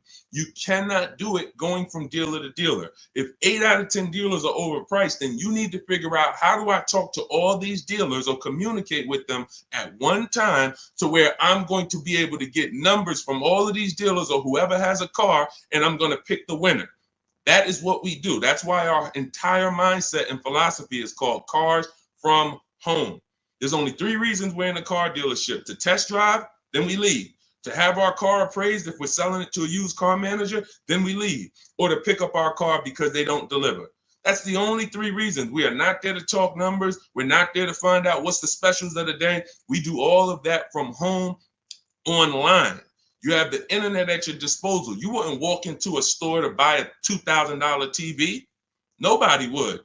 No one who wants to get a good price on the TV, you'd be at home looking at all the TVs online and then saying, okay, boom, that's the best one. And you can make that decision in minutes because you have the internet at your disposal. It's the same way with cars. We have the online shopping system that allows you to get 5 offers because you must get 5 offers. I just told you 80% of dealers are overpriced. So that means 4 out of 5 dealers are overpriced. When you walk into Nissan and say, hey, there, can I get a quote on a lease? And they give you $799 a month, you leave saying, man, Nissan's expensive. No, Nissan of Bergen County is expensive. Nissan of Bay Ridge is expensive. You need to understand that that is one dealership. And when you grasp that, you won't be going into dealerships to get prices anymore. You'll be sitting at home like we do, getting prices online so that you can see. When you go to my book page, you'll see dozens of people. We share all. I've helped so many people learn this. I'm so fortunate because once I saw that they were able to do this, it just made me say, let me keep sharing their stories. See, anyone knows, okay, Deshaun, you've been selling cars 14 years. You've been doing this since 2006. Obviously, you can get great deals. That's why all I do is share what my people who learn from me get, their deals, because they're all that matters. So you want to get 5 offers, Mr. Robinson. It doesn't matter if you're going to call and do it. Talk to sales managers. If I was calling, I would be calling and talk to salesmen. Now, who does not like talking to car dealerships? Type me in the comments. Stay close to your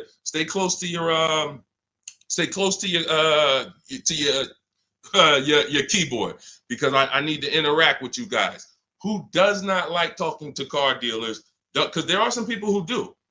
When I was in Mercedes, it was some people who used to pop into the dealership every 2 months. They just come in. Hey, what are you doing here? And they're like, it's just, they get a thrill out of it.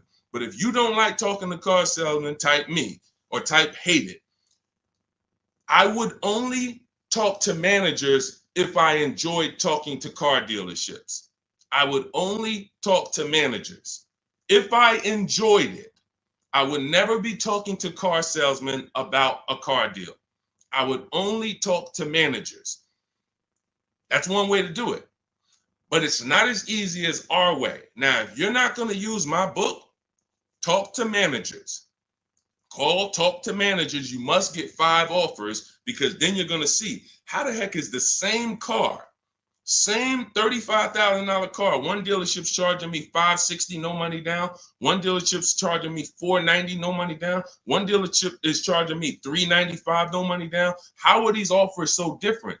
because you're proving to yourself what I'm trying to tell you, which is 8 out of 10 are overpriced.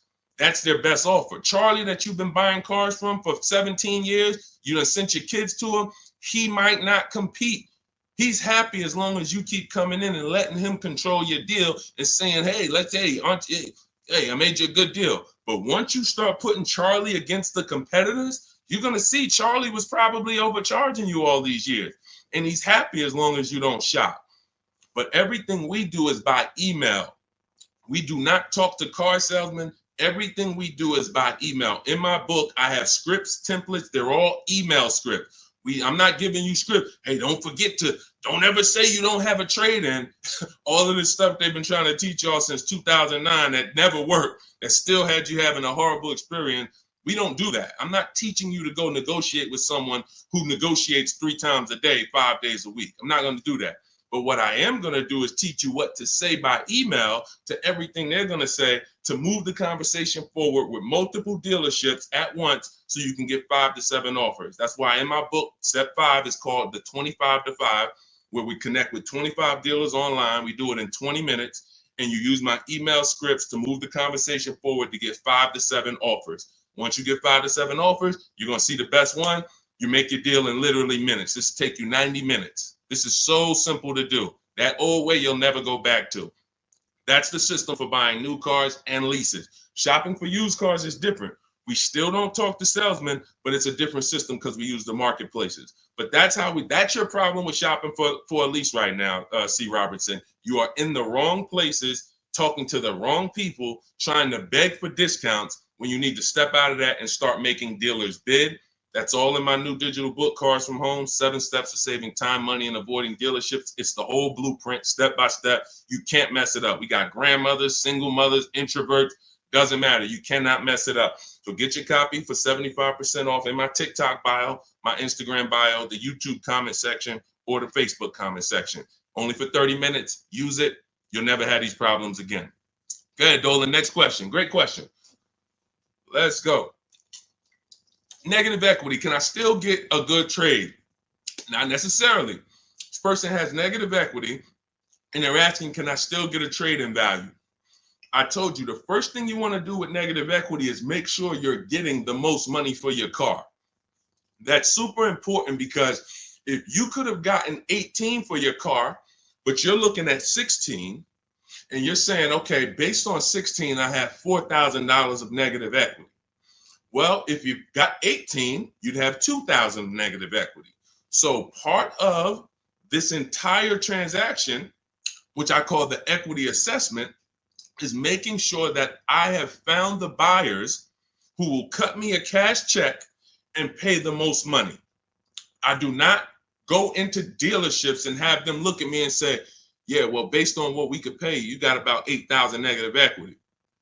Again, you're not going to pay more money than CarMax, Driveway, Carvana, Kelly's Blue Book Instant Cash Offer, AutoNation, and Car Guru, Sell My Car. These are 6 offers, and these are people who every day they are fighting to buy vehicles. These are the people you want to be selling your cars to. People who every day all they do is get up and buy cars. People coming in there, hey, I'm here to pick up my check. They inspect the car, go into the accounting department, cut the check. Thank you, sir. Take off the license plate. Next. This is what they do. They're not trying to sell you a car. They're trying to buy cars. That's why we want to put our car in that market. So that's the first thing. Now, when you look at that, I have 2 strategies in my book for negative equity, and then a third one that doesn't lead to a car, because there's only 2 things that I've seen that stop people from getting cars depending on their situation. Credit is too bad, negative equity is too high, and they can't transfer it. We had people, I remember I was at the dealership, I'm at Mercedes, I got people with 800 credit scores not getting a car. They could afford it, can't transfer it. The bank's not going to approve it. They got 10,000 in negative equity. They're trying to roll it over to a $40,000 car, and they're trying to do no money down. So they want to finance the tax. They want to roll in the tax, the fees, and the negative equity. Bank's not doing it. That is how you could not get a car with negative equity. But there's 2 situations where you can. First one is if you can pay that difference. I already mentioned that. You get your 6 offers: Driveway, Carvana, Kelly's Blue Book Instant Cash Offer, CarMax, Carvana, Kelly's Blue Book Instant Cash Offer, Driveway, and Car Gurus and AutoNation Sell My Car. 6 offers. If you can pay the difference, do it, because now you got a clean transaction. Now there's no baggage. I'm going in to shop for my car. Now, you have to time your transactions. In the book, I teach you how to time the transaction. You're not selling the car to them right away because you got to go find your car first. But here's another great thing about these companies. When you find out your car is worth 18, that's my highest bid. Now let me go shop for my new car. I'm going to keep y'all right there. I might not sell my car to y'all for 30 more days or 45 more days, but y'all going to be right there. They're not going to be like, hey, we only want to buy the car today. If you don't sell it to us today, we don't want it. No, they're going to be there in 30 days. Now, the offer might change a little. I always say you run it again every 2 weeks. See if it's changed. You know, car values do drop, but usually by a small amount. But the point is, once you know what your highest offer is, now let me start getting bids for my new car or my lease, or let me start looking at the market for my used car to find my below market used car. Once I find that car, once I find the 20% dealership, remember that if you're locked in on that 80% are overpriced and 20% are the best prices, type 20 in the comments. For the people who understand, oh, Deshaun, I keep hearing you say 80% are overpriced. So that means I should be focused on finding the 20, right? Yes, type 20 into the chat. So I know you are locked in on understanding this. So now you're looking for this 20% dealer who's going to sell the used cars at the best prices, who's going to give you the best prices on the leases. I'm not seeing enough 20s come in the chat. Come on, y'all, lock in. Don't be distracted. It's too many things. Don't be reading other people's comments. We got some weirdos that come in every day. They talking about stuff that's unrelated because they're trying to distract you.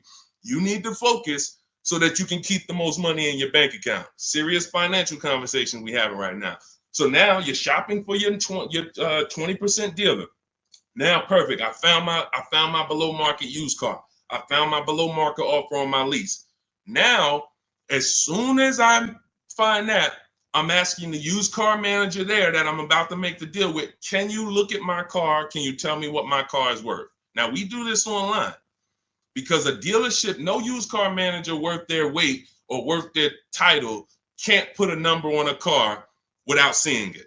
They do it all day long. Sit there, look at the auction, put numbers on cars, So we can literally say, hey, can I send you all the information about my car? Can you give me an idea of what you could pay for it? Once we send them the year, make, model, send them pictures, they might say, okay, look, I'll give you about 17 for it. I need to see it. They're always going to say, I need to see it 100%. But you're about to go over the finish line with them. So now what they can pay for the car is what they can pay. You can't look at what CarMax was giving. You can't look at what you were getting through AutoNation, the car buy. You can't do that because, again, this is a dealership who's beat all their competition to sell you a car. That means they're selling you the car at the lowest price. The chances of them being able to beat all the competitors who wanted to buy your car is very, very slim. Very slim, almost impossible. But every now and then you will run into a deal like this. And this just happened with Melissa. Where's Melissa? Melissa, she gets her 2025 Honda Pilot. She didn't want to buy anymore because I told her about the 8-year rule. She found out she wasn't keeping her cars 8 years. She should be shopping for leases. She was spending so much money buying these cars, replacing them every 3 to 5 years, and she was losing on resale and depreciation. So once she learned about the 8-year rule, this is step 1 in my book, she said, Deshaun, I'm not buying anymore. I'm going to be leasing. So she shops for her below market lease. She ends up getting a cash check. She gets her highest offer from Carvana for her old 2018. It left her with $12,000 of equity. Now, once she made her deal on the Honda, she asked the used car manager to look at the Kia. He matched the Carvana offer and gave her $12,000. That does happen sometimes. Every now and then, you're buying from a dealer and they can look at that used car and say, you know what, that car is valuable to me. And they will be able to match the offer that you got from the online buyers. But it doesn't happen in most cases. So you usually, but you don't want to get rich. You know, if I knew that I was getting 19 over here and they tried to offer me 14, that's when I'm going to be like, hold on, I might have to go and look at my other offer or my next best offer because it sounds like you're a little too low. But this is what you are. When you're at the mercy of trading, this is what you do. You can look at the market value of what you get and you're like, I know you're giving me nowhere near that. That's why I need y'all not to be trading cars. Get out of negative equity, stay out of negative equity, understand the cause for negative equity. You should be leasing cars, not buying them. The reason you have negative equity is because you buy cars, take out 5-6 year loans, 7, God forbid longer than 6. You're not paying them off. You're replacing the cars before the loans are paid. And this is continuing to keep you in a cycle of burying yourself in negative equity when you could be paying hundreds of dollars less, leasing cars, getting the mileage you need because you pick the mileage on a lease, driving new cars, always under warranty, and paying a whole lot less hassle-free if you just understand leasing. So feel free to ask questions about leases and we'll go into detail about that. But that's the answer to your question. Everything we're teaching is in my new digital book, Cars from Home, 7 Steps to Saving Time, Money, and Avoiding Dealerships. You can Google it. You want to jump off and go Google that book. It's 5-star rated. Thank you to everybody who's reviewed it, rated it on Goodreads.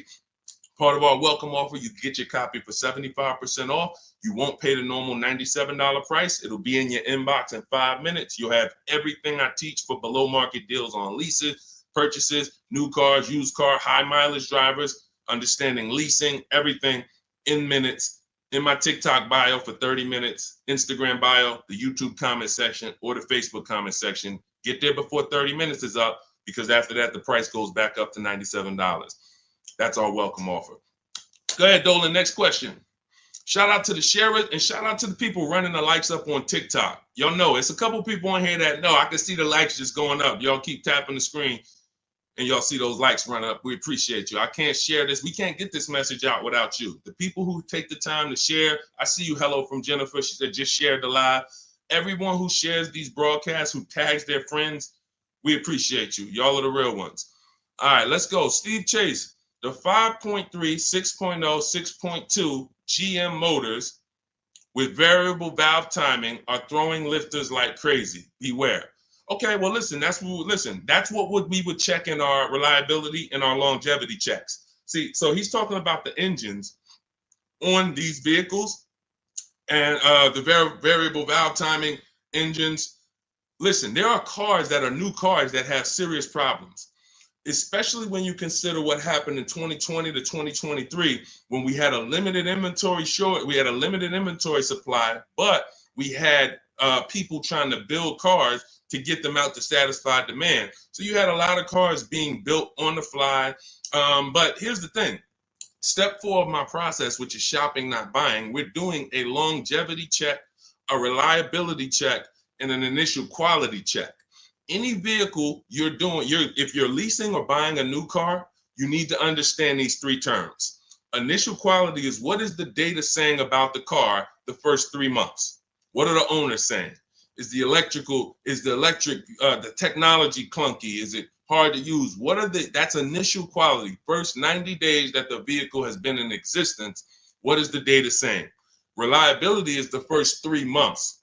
What are owners saying the first 3 months about this vehicle? What is the data showing? Not your neighbor. Your neighbor is not the data. Hey, I love this car, Steve.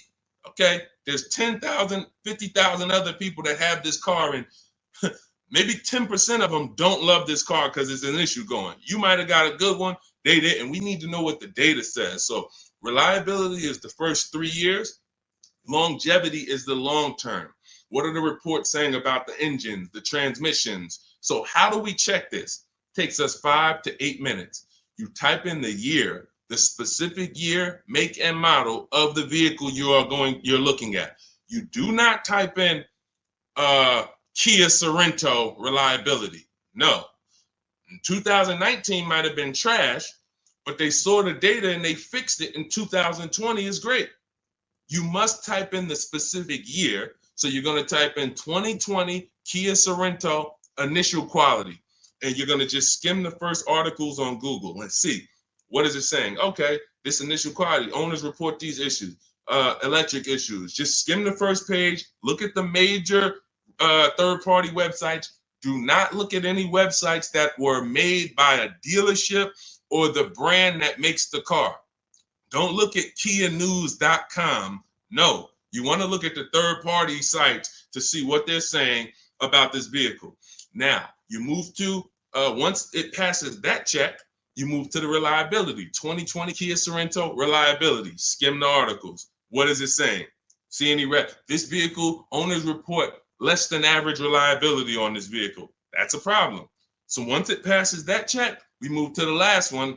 And you don't have to do this if you're leasing. You're only doing this last one if you're buying. 2020 Kia Sorento, longevity.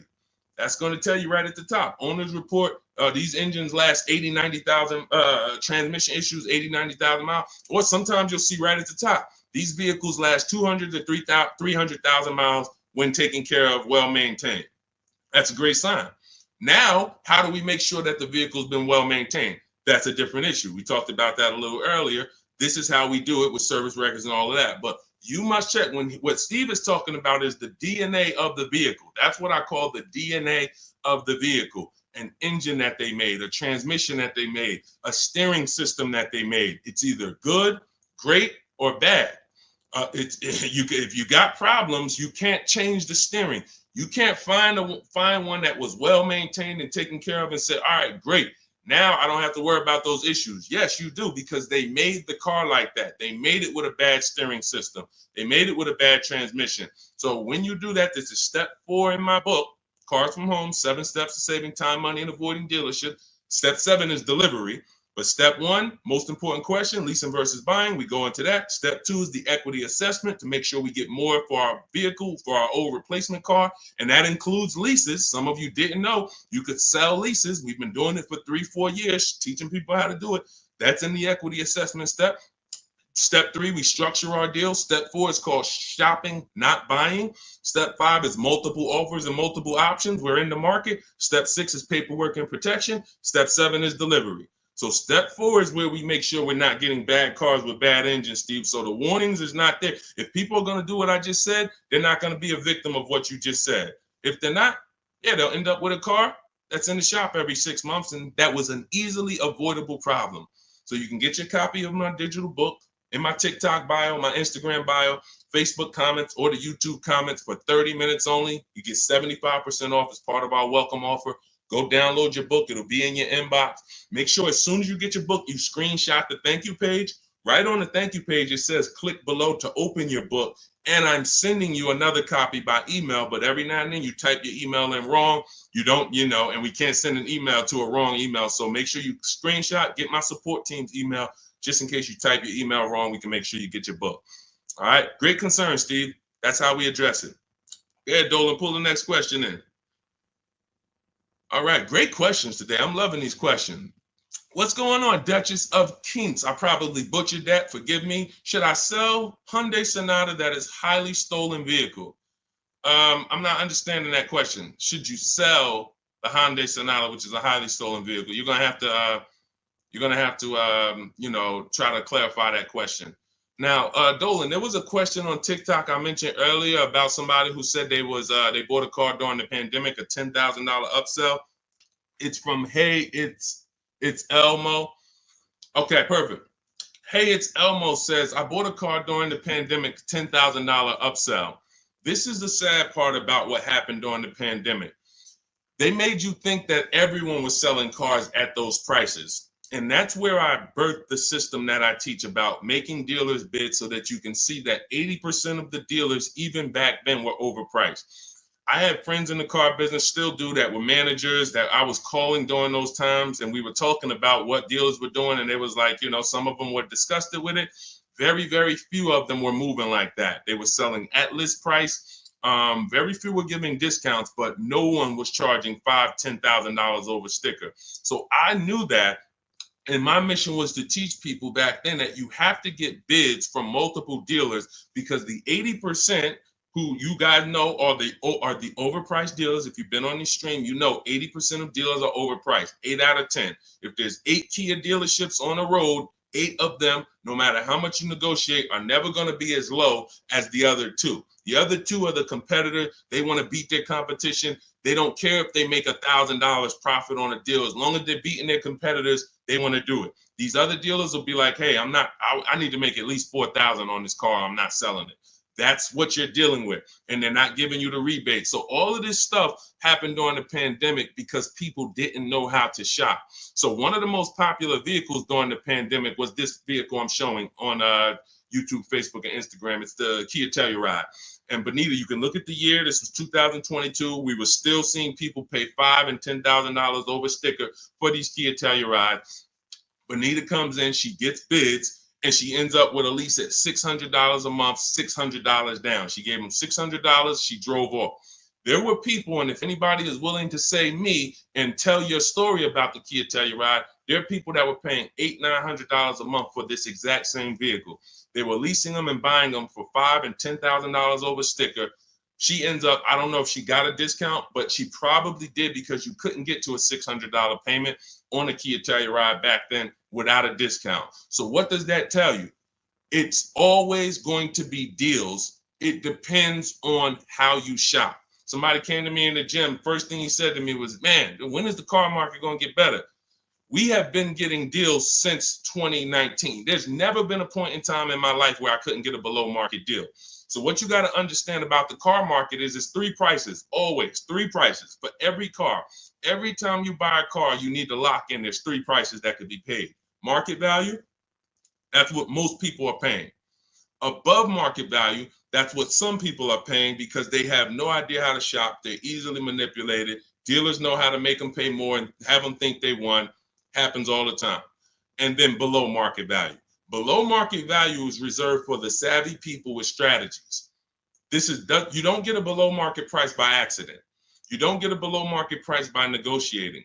Because if you're negotiating with an 80% dealer and you think, oh man, I talked him down to the bottom, he wouldn't even do no less than what he was going to let me walk out. That does not mean that was the lowest price in the market. The way you get the lowest price in the market is through bidding. It's through getting 5 offers from 5 separate dealers to get your prices. Look at somebody like Teddy. Teddy gets a BMW because people say, well, does this work for exotic cars or luxury cars? This works for every car because the bidding system works for everything. Amazon, that's how we buy everything in life. If you really think about it, bidding is how we buy everything in life except cars. Think about that. Everything in life we do, when we're buying cars, when we're buying TVs, when we're buying, just anything. Most of the websites we're on, it's teaching us a bidding system. We're looking at so many options, so many offers, and then we choose the best one. When it comes to this, Teddy's highest offer on his $73,000 BMW, you can see the price here. His highest offer was $1,123 a month. He ends up getting it for $856 a month. $856 to $1,123. 80% of dealers, look, his local dealer, read the comment in the middle. My local dealer, the one that's closest, the one he's probably been, every time he wanted to see the car, he walked in, see them. Oh, hey, Teddy, when you're ready, man, we're going to take care of you. His local dealer comes back at $937. So he's sitting at home. And look, he said, thank you, Deshaun, for the wisdom and advice. This program works. I even got them they covered his last 2 lease payments. He had to drive an hour and a half to pick it up. That's when you know you did it right. When you got to drive an hour and a half to save $5,000, that's when you know you did it right. Because a lot of times those dealers who are far from you, when they see a zip code come in on their website, man, this person is nowhere near us. They look at it as an opportunity to take a deal from their competition. And they love doing that. They love being able to say, all right, I would rather have our license plate frame in their city so that they know we got that deal. But the ones closest to you, sometimes they feel like they own you. Come on, Mo, you know, how many cars have I sold you? Remember, your father used to buy cars from me. They don't want you to shop. So when you understand that you are going to overpay by not shopping, it's a guarantee because that is how the car business makes their billions. I always say that's how the banks make their billion. We didn't get into the banks yet. We didn't get into making banks bid. The banks make their billions the same way. They don't want you shopping other banks. They want you locked in. Here, get a pre-approval. Lock you in. You got 30 days to find a car. Then you got to come back and get another pre-approval. Everyone wants to lock you in. They don't want you using the internet to get better deals, sitting at home, making all these banks bid, all these companies bid. And that's the reason why you can pay $10,000 upsell and think that was the best deal you could have gotten. I remember when the Bronco came out, the new Bronco came out right about that time, and everyone wanted the Bronco. There was $10,000 over sticker and more. G-Wagon, same thing, $25,000, $50,000 over sticker. If you knew how to shop, you could find a dealer that wasn't paying, that wasn't charging that. Which means if you found a dealer, if you were about to sign a deal for $15,000 over sticker, $15,000, because you're thinking, oh, they're telling me this is it, it's no cars out here. And then you find a way through strategy, through shopping, and you find a deal at sticker, you just you just avoided a $15,000 mistake. Because if it was the only way, then it's not a mistake. If everyone paid those prices, it wasn't a mistake. This was just what everyone was paying. I needed a car, I had to pay it. But when you find a car that didn't have the markup and you get it, you understand. So let this be a lesson. I'm the bad news first person. I can't change that. Some of you, you know that. You've been on with me long enough, you've been following me, or you've been on the stream. I always admit that. I'm the bad news first person. Most times you come into my stream, it's not going to be good news. You're going to hear about mistakes you make. I used to do a class where I just broke down 23 mistakes I see most people making that's costing them thousands. But I don't leave you there. I give you the new way. If I left you there, then it would be like, dang, this is terrible. No, I gotta tell you the mistakes and how much it's cost you not knowing how to shop, how much dealers have made on you to get you to say, oh, let me do something different so that they don't keep making this money on me that I didn't have to give them. So all of this, the bidding strategies, everything I teach is in my new digital book, Cars from Home, 7 Steps to Saving Time, Money, and Avoiding Dealerships. It's 5-star rated. You can Google it. You'll never have to worry about upsell. I don't have one person that I know that have reported a deal to me. And, I can share these people all day long.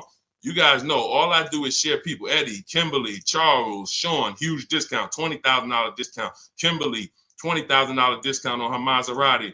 Charles, ridiculous deal on her Palisade. Pierre, on his pre-owned Mazda, he gets 20% off the original MSRP on his pre-owned. It was only 1 year old at the time. Zafrina gets a 0.88% lease, $579, $66,000 vehicle.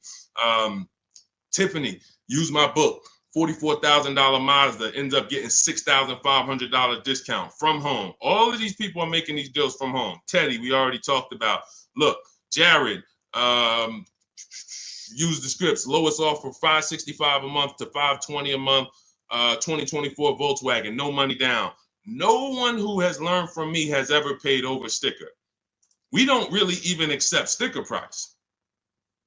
We find the dealers who want to beat their competition, and in most cases, dealers are going to, let me show you the biggest discount I've ever seen. I've never even gotten, and now this is a specific car. Every car is different. The bottom market value of every car is different. But Milligan, she got the biggest discount I've ever seen on any car. Hold on. Milligan, a couple days ago, she got a Mercedes. She got a 2024 Mercedes EQE. It was a $79,000 vehicle. You can see it if you zoom in. Her adjusted price was $51,300. From $79,000 to $51,000. Some of you know someone who has this vehicle. If you didn't get, this is how feeling for the bottom is a losing strategy. You might have thought you did good. Sean, I got that same vehicle. I got the EQE. I got $10,000 off. I thought I won. Milligan got $27,000 off. Let that sink in. You can't feel for the bottom. You can only have dealers bid to find the bottom. You don't know what the bottom is. They want you to think you won. Hey, you got 10,000. Ain't that good enough? Yeah, I guess. I never got 10,000 off a car before. If this particular case, you would have lost $17,000 overpayment. So this is what bidding gets you. You want to learn to make people bid and stop negotiating with one dealer or two dealers. It's a losing strategy. All right, go ahead, Dolan. Next question. Great questions today. Keep them coming. Keep them coming. Dang, y'all running the likes up on TikTok. Thank you so much. We on 2 TikTok channels right now, if y'all didn't know. Every time y'all hear something y'all like, y'all keep running those likes up, man. I appreciate it. That really matters. And shout out to the people who shared, who tagged somebody. If you haven't tagged your best friend into the broadcast, I got to question what type of friend you are. Your best friend out here right now, car shop, and you don't even know it. And you getting all this gold and you haven't tagged them in. What's up, Tracy on TikTok? Lease is up in 2 months. Use the private broker. How do I know if he gives a good deal? Great question. Most brokers are ripping you off. And here's the thing, they're controlling your deal. They're not bad people. They're just about the profit. So as a broker, we work on trust. When I was a broker, it was a trust system. So I care about you more than the dealer. Let me represent your interests. Here's the problem. If you don't have a broker who's sincerely shopping the market for you, then you're losing. We always separate our transactions. I call them the 3 pillars of great car deals. Who you buy your car from, that's one pillar. You need to get a great deal there. You need to get the best deal, who you buy your car from, 80% to 20%. Who I sell my car to, that's another transaction. And that includes an old lease. We haven't talked about selling leases yet. No one's asked. But we sell leases. If there's equity, we sell them. So if you give that broker your old lease and you didn't do an equity assessment, now they have control of that. And then lastly, if you're not leasing, you're getting a loan, who you get your loan from. That's the 3rd transaction. So there's money in each of these transactions. There might be $7,000 with rebates and discounts in the car you're buying. Could be more. You saw Milligan's deal. She got $27,000 off. It was huge rebates that no one knew about. Then you have money in your old car. You might have a couple thousand equity in your lease or equity in your old car. Now you're giving them control of that. And now the car that you're, if you're getting a loan, the interest rate, you're giving them control of that. If you could have got 5.9, but they're giving you 7.9, then there's markups in your interest rate. There could be $2,000, $3,000 in markups there. So you're giving them control of all of this money. So how do we sincerely know if a broker has gotten us a great deal or not? They're giving us a market report. See, in Cars from Home, in my book, you're going to learn to do a market report. Very simple. 25 dealers in my book, step 5, we reach out to 25 dealers online. Takes us 20 minutes for a new car or a lease. I call it the 25 to 5 because we're connecting with 25 dealers online using my email script, and we're going to get 5 offers minimum. 25 to 5. So at the end of making our deal, everyone who I just showed you has a market report. They know what this dealer said, what this dealer said, what this dealer said, what this dealer said. This dealer didn't have a car. This dealer didn't have a car. This dealer had a car, it was the wrong color. This dealer, then they have these offers so that they know they didn't leave any money on the table. And they do this in 90 minutes. So literally connecting with 20 dealers takes 20 minutes. Using my scripts and all my copy and paste stuff takes 90 minutes to make these deals online. And we know that we didn't overpay. If you're buying your new car, you're looking at all these offers, you guarantee I didn't overpay.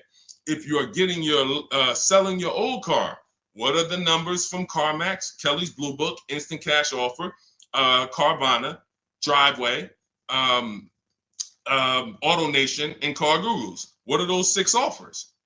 If the broker didn't tell you this is what the 6 offers are, this is what your offers are for your old car, they usually have a wholesaler that buys the cars from them.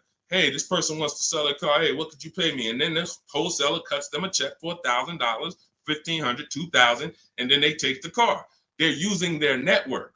They're not taking you to the market. That's the problem with brokers. When I was brokering, I had a network, but it was always trying to expand. But here's the thing, every dealer doesn't work with brokers. Every dealer won't pay a broker. So you might think, well, I paid them $500 or $1,000. They want to also get paid from the dealer.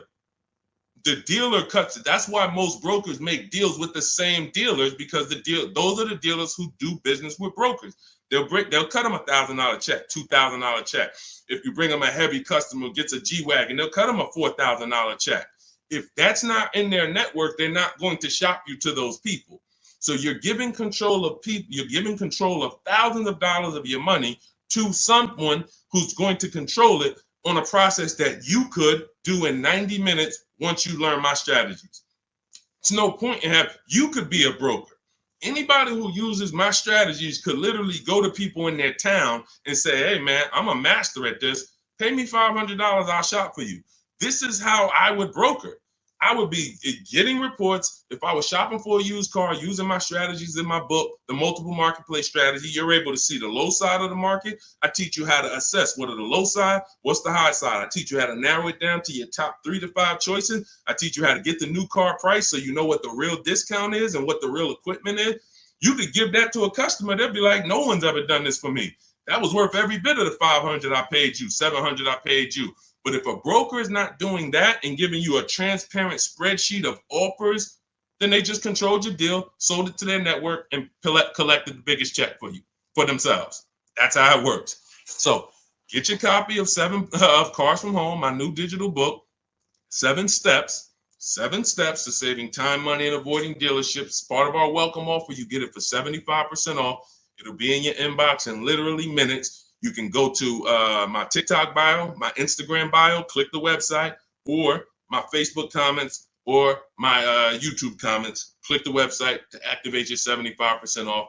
Get your book. You'll have all my strategies for below market leases, paying less than everyone for new cars, used cars, how to get quality cars, high mileage drivers. We got a lot of questions that haven't been asked today. High mileage, selling leases, all of this stuff we haven't talked about.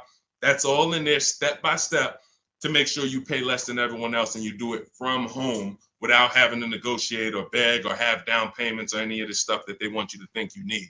But after you get your book, make sure you screenshot the thank you page because it has my support email on there as my team in case you type your email wrong.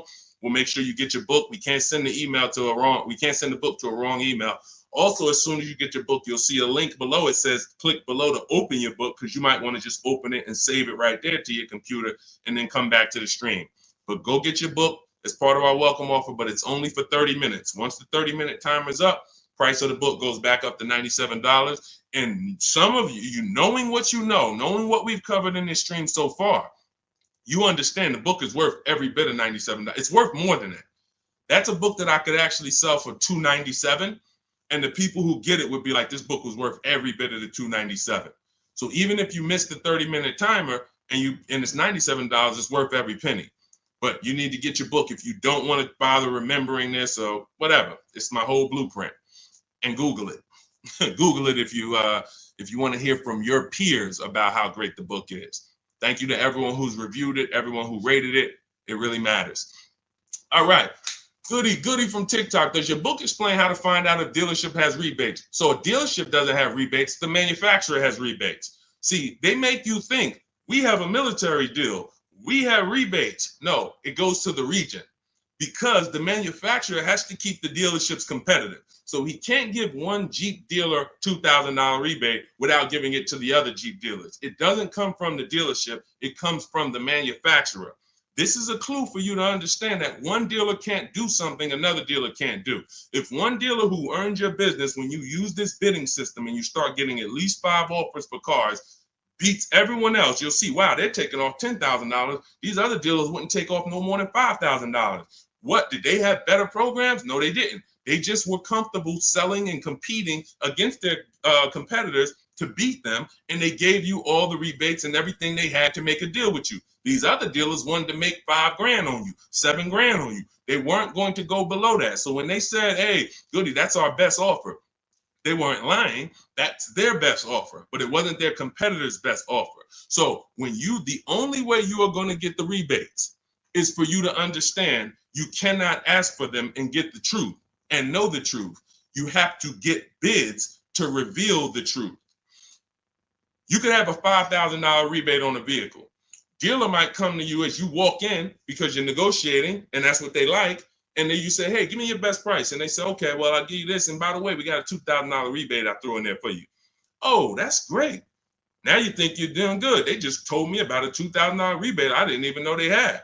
You go to another dealer, they tell you it's a $3,000 rebate. But once you get bids and you're looking at 5 to 7 offers, you see, wow, it's actually a $5,000 rebate. You have to reveal that. We had a woman in California, Shonda, she was buying a Volvo XC60 or XC90 at the time. She's using our strategies. She's in Northern California. She got a Costco program rebate on our scripts in my book. I teach you how to put any affiliations you have. There's certain things you must have when you contact a dealer for a new car quote or a lease quote.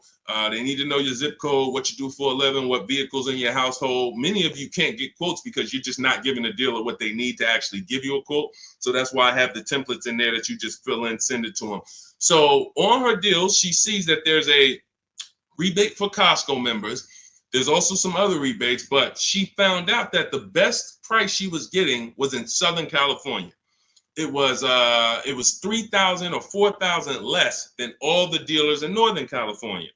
So I said, well, what are you going to do? She said, I just booked a plane ticket. It was $79. I said, that's exactly what I would have did.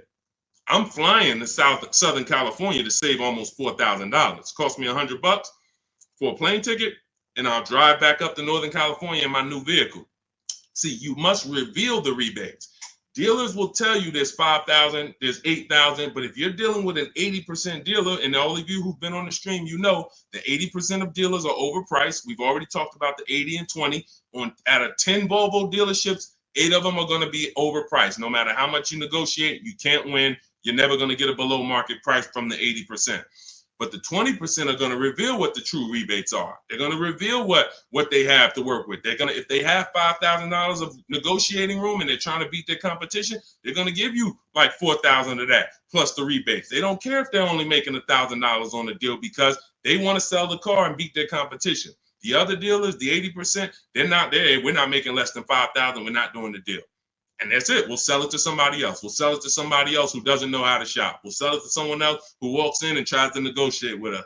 We'll sell it to somebody else who doesn't make us compete against competitors. We're not going that low to earn your business, Mr. Goody. So that's okay. That's why we sit at home.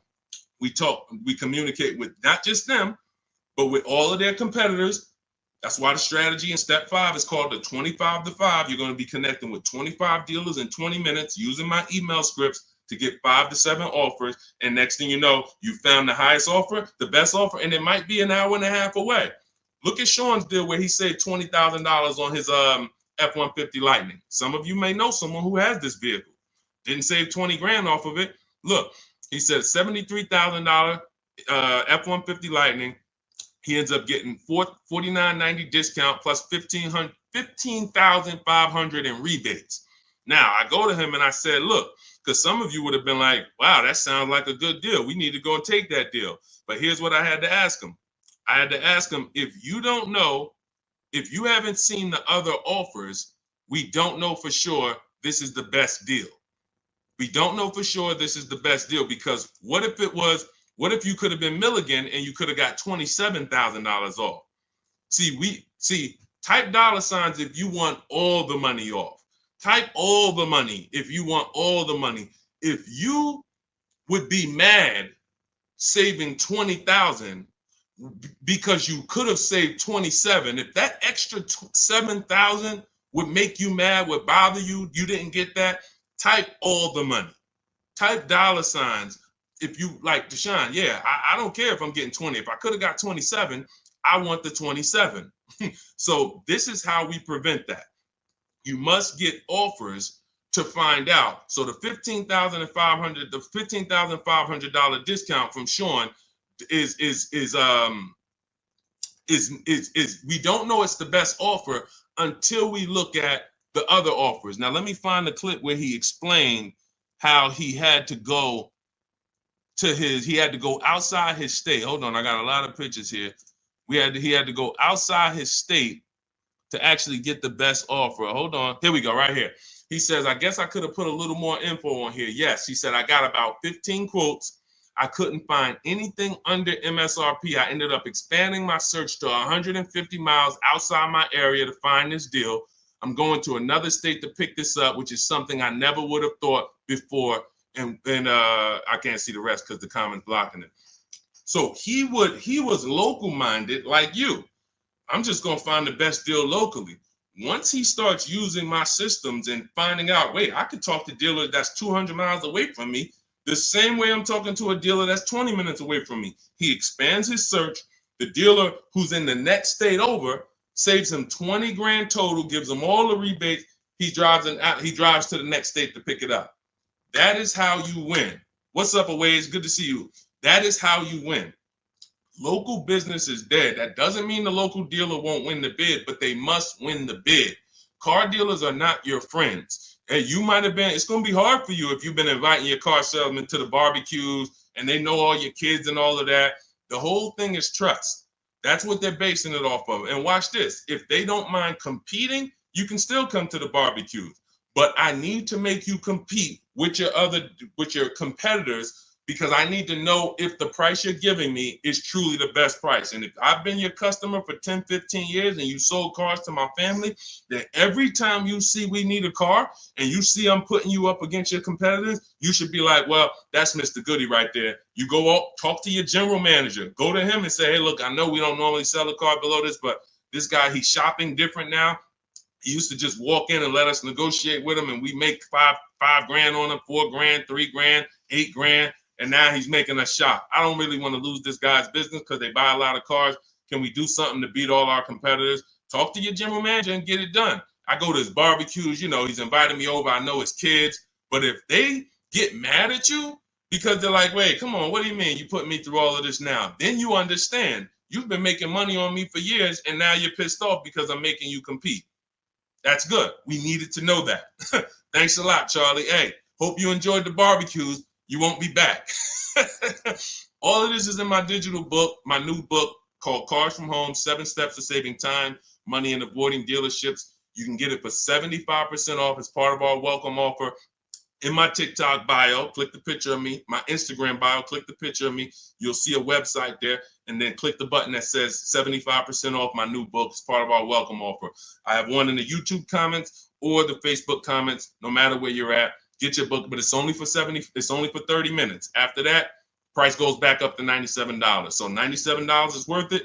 $24 is even better, and it'll be in your inbox in 5 minutes. You'll have all my strategies for below market leases, below market purchases, below market used cars, leasing versus buying, bank bidding war, making banks and credit unions bid without hurting your credit. Everything will be there for you for $24 if you get there before the 30 minutes is up. Go ahead, Dolan. Great show. I'm loving the questions today. If you're getting value out of what we're doing so far, I want you to type value in the comment section. If you are getting value out of what we're doing, shout out to the people that's locked in. Shout out to the people that are locked in. I want you to type value, value, value, value, value, value, value, value, value. I see. This is all we do. I told you from the moment we started the stream, we don't play around here. We don't hold back.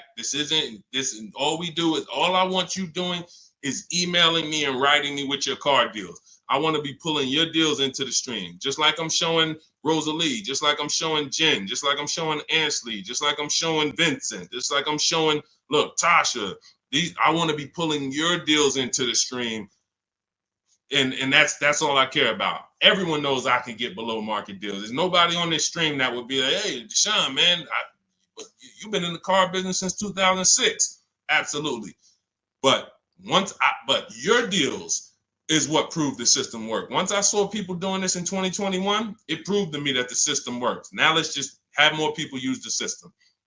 All right, let's go. We don't talk, T. I don't talk. There's no way. In fact, you said, how can we talk? Hit the Shop with Deshaun button. In my bio is a button that says Shop with Deshaun. If you qualify for us to do this together, then we can talk. But unfortunately, we got blessed, thank God. We got 2.3 million followers. Everyone wants to buy a car. If I was talking to people, I'd be talking to people all day and we'd be getting things done slow. Like we're about hundreds of people working together. Like I'm not about 20 people. Like it's 60 million people that buy cars. So what we hold ourselves accountable is, are we helping hundreds of people every month get below market car deals? Are we getting information out there that's going to help hundreds of people do it? So if you want to know about us working together and joining my group and working with me personally, hit the Shop with Deshaun button and see if you qualify. All right, that's in my bio. That's in the comment section. You can go to shopwithdeshaun.com. See if we qualify to work together, but that's the only people that I talk to. All right. Returning my lease and financing a 2025 RAV4. Will I get some money for the return of my vehicle? You need to do an equity assessment. So if you first thing you do is you're going to go to Kelly's Blue Book Instant Cash Offer. You're going to go to AutoNation. You're going to go to Driveway.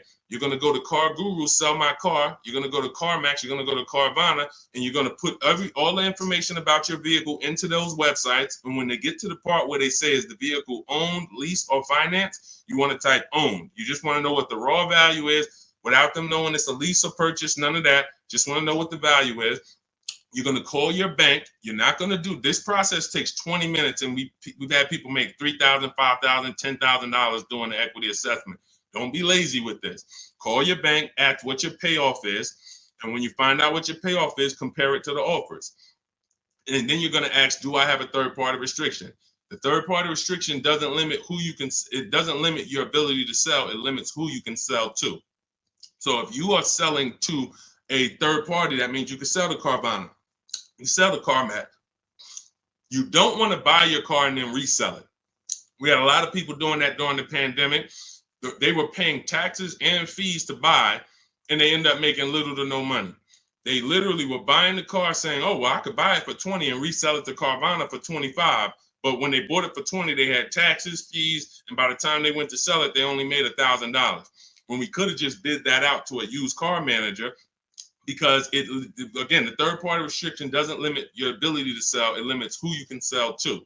So in my book, in step 2, which is the equity assessment, I teach you how to do 3 different equity assessments depending on your situation. You're only going to do one, but there's 3 different types depending on your situation. One is a standard equity assessment. That means I own my vehicle or I finance it. So who didn't know that you can sell a car that you actually have a loan on? Type me. Some people thought, oh, I thought I had to wait for the title. You don't. You can sell a car you have a loan on. So that's the first equity assessment, own vehicles and finance vehicles. Second equity assessment is lease vehicles. Third equity assessment is leases with a third party restriction, and we bid it out to a used car manager. So these are the 3 ways we do an equity assessment to make sure we're not leaving any money on the table.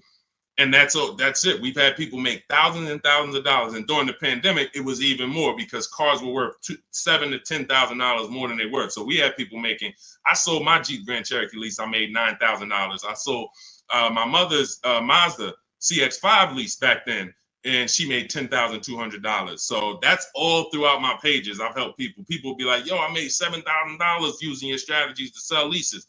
Yo, so we had plenty of people then. Now, values are normal again, but you do still have people that are making $2,000 and $4,000 depending on the resale value of your cars.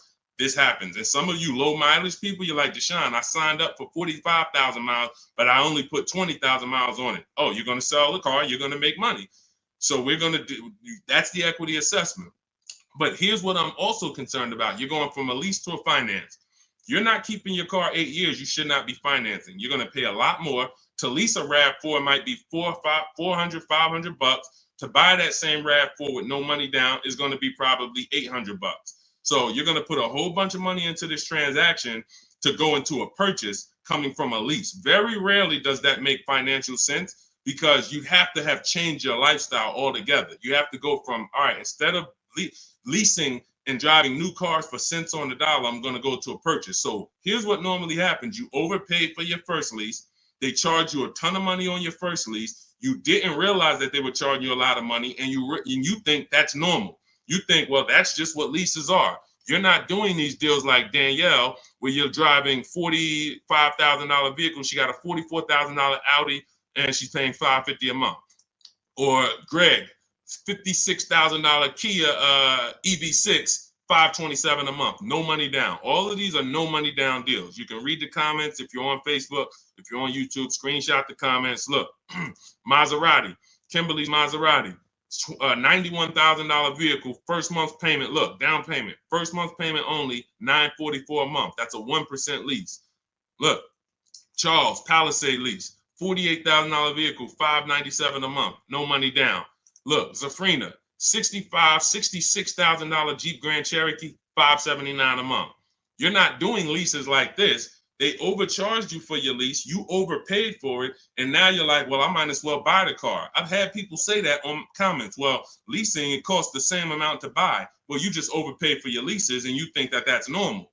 So now you're comparing overpaying for leases to buying. And yeah, it might be a similar price. But you compare these deals, look, Zafrina's 0.88% lease, $65,000 vehicle, that would normally be $1,300 a month to finance, $1,200 a month if she went in there with no money down to finance that. So I'm big, besides the actual returning of the lease and that equity assessment, I'm more concerned about why you're switching from a lease to a finance. And it's usually because you overpaid for your lease and now they talked you into just buying a car because you didn't see any value in overpaying, because there's something I call the 1.5% rule that I created, which shows you when you've overpaid for a lease.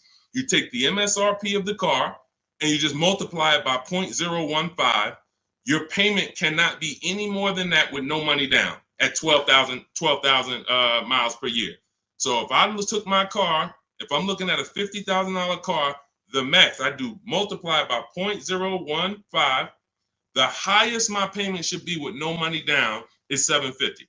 With no money, and that's the highest. That doesn't mean that's a great deal. I just showed you 1% leases, 1.2% leases, 0.88% leases, but this is where it caps out at. This is where it doesn't make sense to lease the vehicle anymore. You're paying too much money for a vehicle you're giving back. If I multiplied that by 36, I'm paying $27,000 over 3 years for a $50,000 vehicle. There's no value in leasing that vehicle more than that. There's no value. I'd be better off buying it, but we don't do that. We just go pick another vehicle because that vehicle usually has a bad lease program. If you're shopping, if you just went into one dealer and you're dealing with an 80% dealer, then no, you probably just dealt with an 80% dealer. They overcharged you, made $8,000, $9,000, $10,000 on you, and left you out. And you were just like, well, I guess this is it. No, they made a ton of money on you, but that's why you need to learn how to get below market leases. You'll never hear me say you should be leasing cars if you're not keeping your cars 8 years. You'll hear me say, if you're not keeping your cars 8 years, you should be shopping for a below market lease. A below market lease. 1%, 1.2%, no more than 1.5%, getting bids so that you can get all the discounts and all the rebates, and so that you don't end up in an overpriced lease. Below market is all that matters. All of these deals I just showed y'all, if you type them into Google and you saw what the advertisement is for those same cars that we just went over in the last 3 minutes, you would be like, those deals, none of those deals, Danielle, Kimberly, or Maserati, none of them are even nowhere close to what they're advertising those cars for. That's how you know they're below market leases. All right. All of this is in my new digital book, Cars from Home. You get your copy for 75% off. That means you'll get it for $24 if you get there before the 30-minute timer is up. It's part of our welcome offer. It's called Cars from Home, 7 Steps to Saving Time, Money, and Avoiding Dealerships. It's a digital book. It'll be in your inbox in 3 minutes. You can get it in my TikTok bio, in my Instagram bio, in the Facebook comments, or in the YouTube comments for the next 30 minutes. Make sure as soon as you get your book, you screenshot the thank you page. And on that thank you page is the link to open the book. So you can literally open it, start using all of these strategies for the rest of your life. And every time something changes in the market, I update the book. Vroom used to be in the book. Some of you know Vroom went out of business. I went right into the master file, took Vroom out, updated it. If I update a script, I go right into the scripts, update the master file. You open the book. Every time you open that link, it's a new copy of the book. So that's the things I couldn't do with a physical book. Things change. We use online systems. New websites come into the business. Websites go out of business. We need to make sure it's flexible. Every time something happens, we update it. Boom, and you got the latest and greatest strategies. Beautiful. Grab your book, 75% off before the 30-minute timer hits 0. All right, y'all. Listen, we did a lot. I have bad credit strategies in there, Lady Forever. Or no, in your case, you have fair credit. So I like to see you get your credit up to like 660, 670. Same thing with a house. If you got 625, you qualify for some programs. But if you get yourself to a 660, 670, you qualify for better programs. So I like to say with cars, get yourself out of that manipulation zone. That manipulation zone is really the mid-6s. Most people could qualify for tier 1 on a lot of vehicles with a 670 score, 660. And it also depends on your profile. In my book, I teach you about profile. It's more important than score. You know, profile is part one. Your score is part of it, but also part of it is your income. Also part of it is comparable credit. Do you have any car loans that you've paid on time? If you've paid your car loan on time for the last 2 years, It's much easier to get approved for the next car, because a lot of banks will look at you and see, all right, I see you had some trouble with the credit card, but you've never missed a car payment. Those people, that weighs, that matters. So I talk about this in my book, but if you can't get yourself up to a 660 score, 670, that puts you in a position to really qualify for a lot of major leases and tier 1 programs. So, all right, y'all, listen, this has been great. This has been great. We had a lot of great questions today. We'll be back for another stream. All of you who have the book, I want you to send me your deals. When you make your deals, email them to me so that I can bring them into the show. I got a lot more people, a lot of emails. I don't always get a chance to go through my emails because I get a lot of them, but I got to go through a lot of my emails because I have people who are sending me their deals and I haven't had a chance to bring them into the show.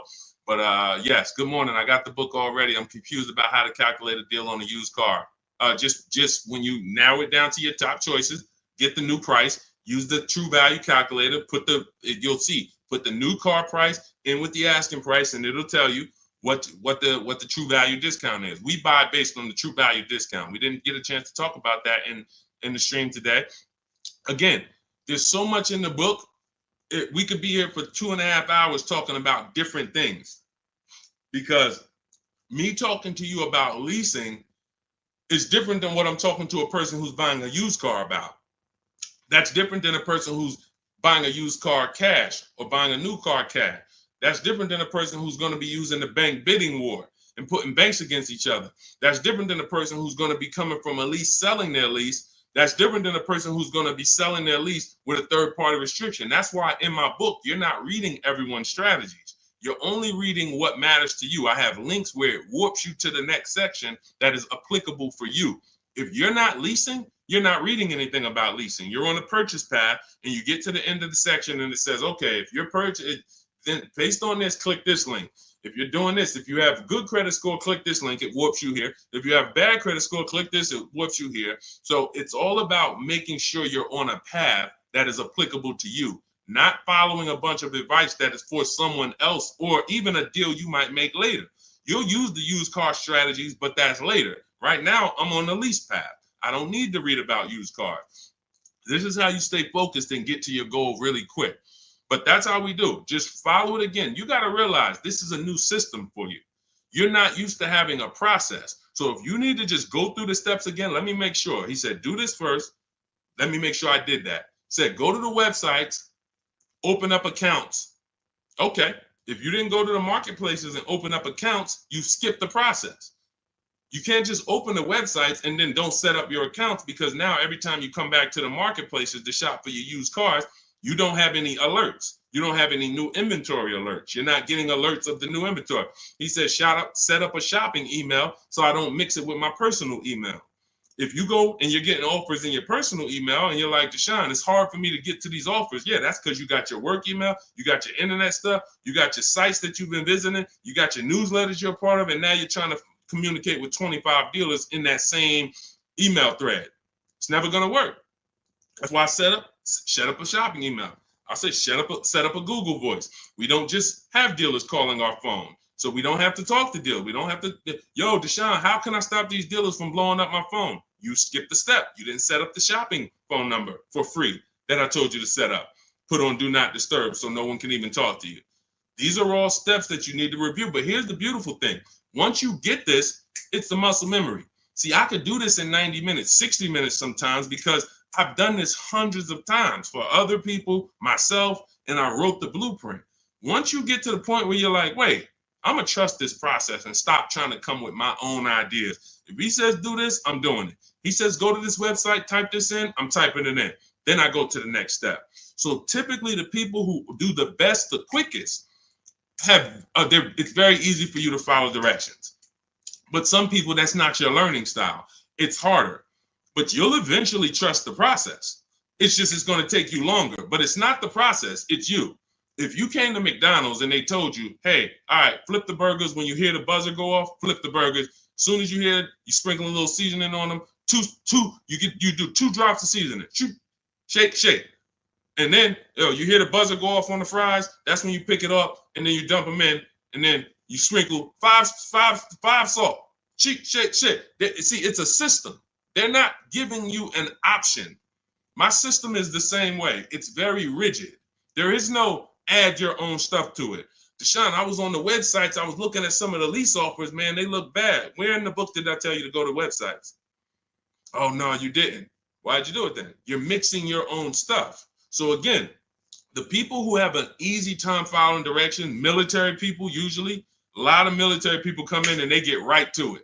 They're like, Deshaun, like I had one girl tell me, she's like, I'm in the military. So as soon as I saw the directions, I'm just trained to follow. That's how I got to it quick.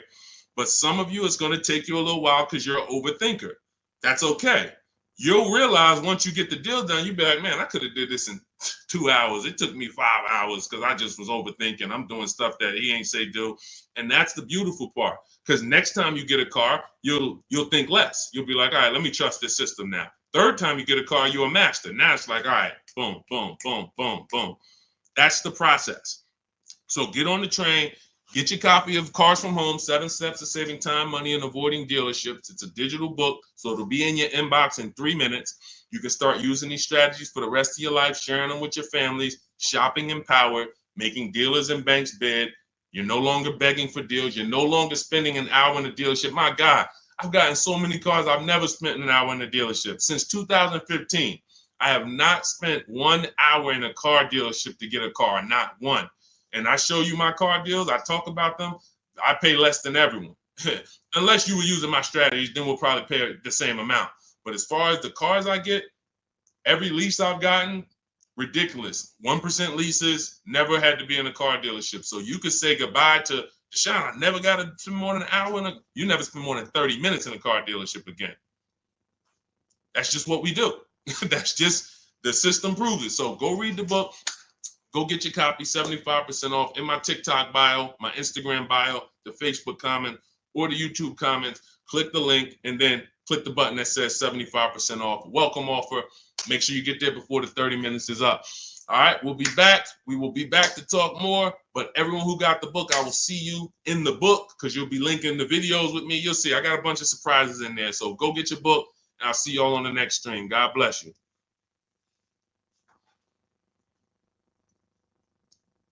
Yeah, this was a good one today. Had fun today.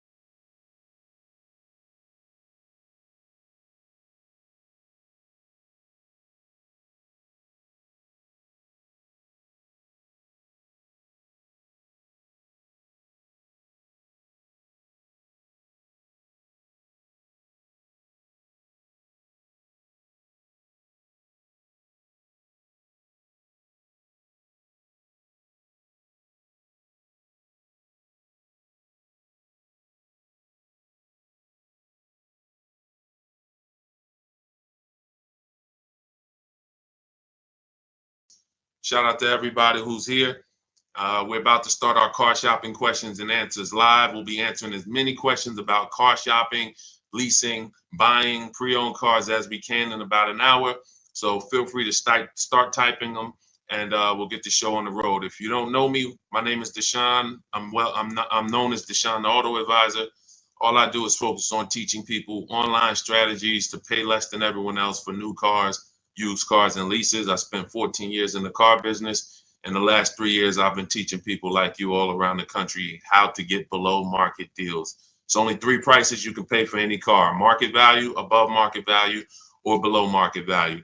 My mission for those who are locked in and willing to listen and willing to apply these strategies is for you to pay below market prices for any vehicle that you get. Everything we're going to be talking about is out of my new digital book. It's called Cars from Home. It's already 5-star rated. You can Google it. It's called Cars from Home, 7 Steps to Saving Time, Money, and Avoiding Dealerships. And you can get yours for 75% off as part of our welcome offer. You can get it in my TikTok bio, in my Instagram bio, or in the YouTube comments or the Facebook comments. If you go into my bio, just click the picture of me, go grab your book for 75% off. You won't pay the normal price, and you'll have it in your inbox in the next 2-3 minutes. But make sure when you get your book, you screenshot the thank you page so you can have my support team's email as well, just in case you type your email wrong. But that's our welcome offer to you, 75% off Cars from Home, if you want the entire blueprint of everything we're going to be talking about. Okay, so with that said, now the housekeeping is done. You guys know that's only a 30-minute offer. So after 30 minutes, that welcome offer is gone. So if you like what you're hearing, definitely go and grab your copy of Cars from Home for 75% off in my bio or in the comment section. So, all right, let's start here. First question, should husband and wife buy together or separate based on better credit? Okay, so there's no right or wrong here, but if you're saying what gives us the best chance for the best approval, you know, you can say, all right, we can go on, we can try to go on together. Could you get approved by yourself? And so I keep my credit into, with no additional debt.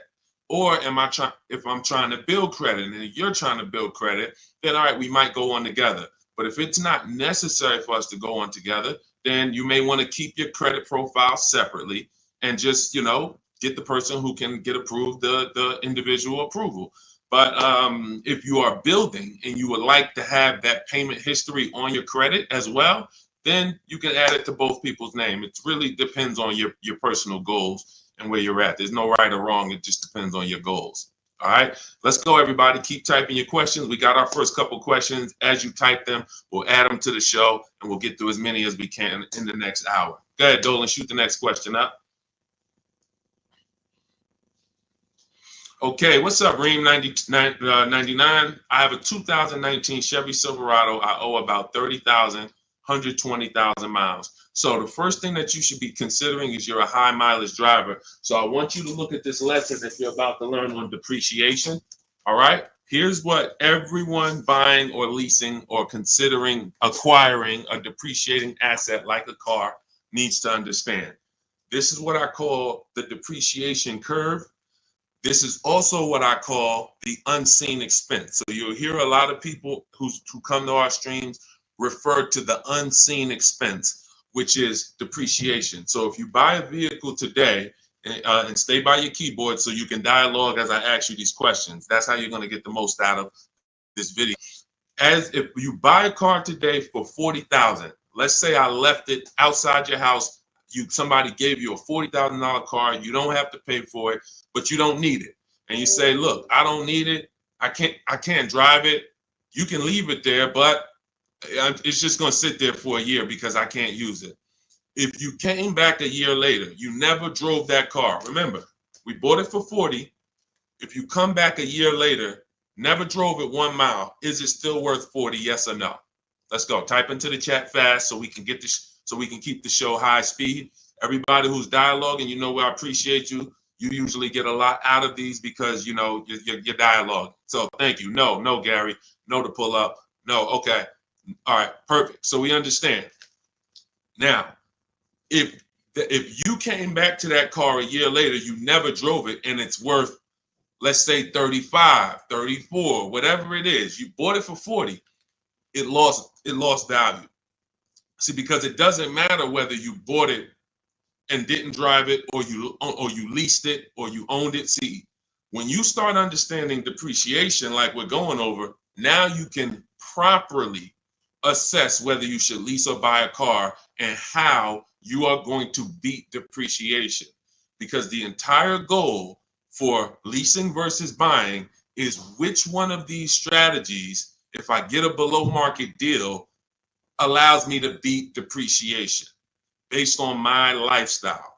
So so a high mileage driver, your depreciation ring looks entirely different from a normal driver. So where one driver might be 40,000, they come back a year later, their car's worth, 36, 34. If they didn't drive it, if they put average miles on it, maybe it's worth 32. They're losing money based on their mileage. You might put 30,000 on that car in 1 year. So your depreciation looks like this now. It doesn't look like this. Your car goes from being worth 40 1 year to literally it could be worth 26 the next year because you put 30,000 miles on it. So you have to take into account depreciation differently than a normal person. Everyone has to take it into account, but you have to, any high mileage drivers on here, if you drive more than 18,000 miles, I want you to type HM into the chat for high mileage. This is specifically how you need to be looking at depreciation so that you don't keep flipping out of cars and then coming back with huge amounts of negative equity because you're structuring your deals like you're not a high mileage driver and you're killing your values. High mileage drivers used to come into the dealership with, you know, cars that were 5 years old, got 180,000 miles on them, and they still have big loans left. They still have loans that show they got a loan like a normal driver, 5-year loan, 6-year loan. This is what normal drivers can get based on their ownership. High mileage drivers, you cannot do that because all you're doing is pushing your losses to the back end. You might have a lower payment of $150 less, but what's going to happen is when you go to replace this car in 5 years, 6 years, if it still has a loan, now you're dealing with huge amounts of negative equity that you have to now roll over to your next vehicle or put 10, 15, 20 grand down so that you don't have that going to your next vehicle. So the smarter thing for you to do, Reem, is to figure out right up front, how many years are you keeping your next car? And if you're keeping your next car, like if you give you an example, let's go deeper. If you had kept this same Chevy Silverado for another 5 years, it wouldn't matter. Instead of it having 120,000 miles on it, you'd have probably 220,000 miles on it. The truck could go that long. If you got a good one, a quality one, then you should be able to put that money. You should be able to get that time out of that truck. But because you're a short-term owner, you're considering a short-term replacement. Now you have to take into account leasing. Does it make more sense for me to get a below market lease on these vehicles, pay less, build in my mileage so that I can avoid depreciation? Because if you're buying these vehicles and then you're destroying the value and you're replacing them in 5 years, you're not getting all of that money that you put in that car back out of it. You could have put much less money into it and still driven the truck. So the whole goal is getting out of this stuck in the middle and thinking 5 years, 6 years is a long time to have a vehicle. It's not. You're still in short term because you're still in the big depreciation phase. See, once you get to about 8 years, that depreciation is going to start looking like this. So your truck this year is going to be worth about the same next year. It's not depreciating like this anymore, losing thousands and thousands every year. That's where you want to get to if you're buying. If you're not keeping the vehicle that long, you should not be buying, because all you're doing is riding the depreciation slide all the way down, and then you go and get another vehicle, ride it down again. Get another vehicle, ride it down again. You're never getting to the point where you could benefit like a long-term owner and stop losing value every single time. And if you're not keeping your vehicles 8 years, my rule is you lease. You shop for a below market lease. Now, we could go a little deeper on that. If somebody has a follow-up question, this is about business. I assume you're making money from that truck. So if you're making money from that truck, then you should be structuring your deal and your finances in a way that gets you the short-term wins and doesn't push the losses to the back like a negative equity. Big, like I said, you got a $400 payment, but every time you replace the vehicle, you got 15 grand negative equity. Smarter thing to do would be to have a shorter loan, higher payment slightly, but then when you go replace the car's paid off. Now, instead of having negative equity, you might have something that's worth 5 grand, 8 grand that you could use as an asset. So that's what it's about. All right. When it comes to these understanding this is all in my digital book. You have to understand depreciation is step one. Cue up the next question, Dolan. Depreciation is next step one. When you go into a car transaction, your first question is to decide how I'm going to beat depreciation, through a below market lease or through a below market purchase. But if you do a below market purchase, which means you pay less than everyone else paid, but you should have leased, then you paid too much. There's no one on here, myself included, who can get a below market purchase and then replace that car in 3, 4, 5 years and have it be less money than we would have spent on a below market lease. A purchase is always much more, even with a great deal, than a lease would be with a below market lease. So this is what we deal with up front. Leasing versus buying is the first step in my book, the most important question. That's the foundation of our deals. Nothing more important than that. All right, go ahead, Dolan.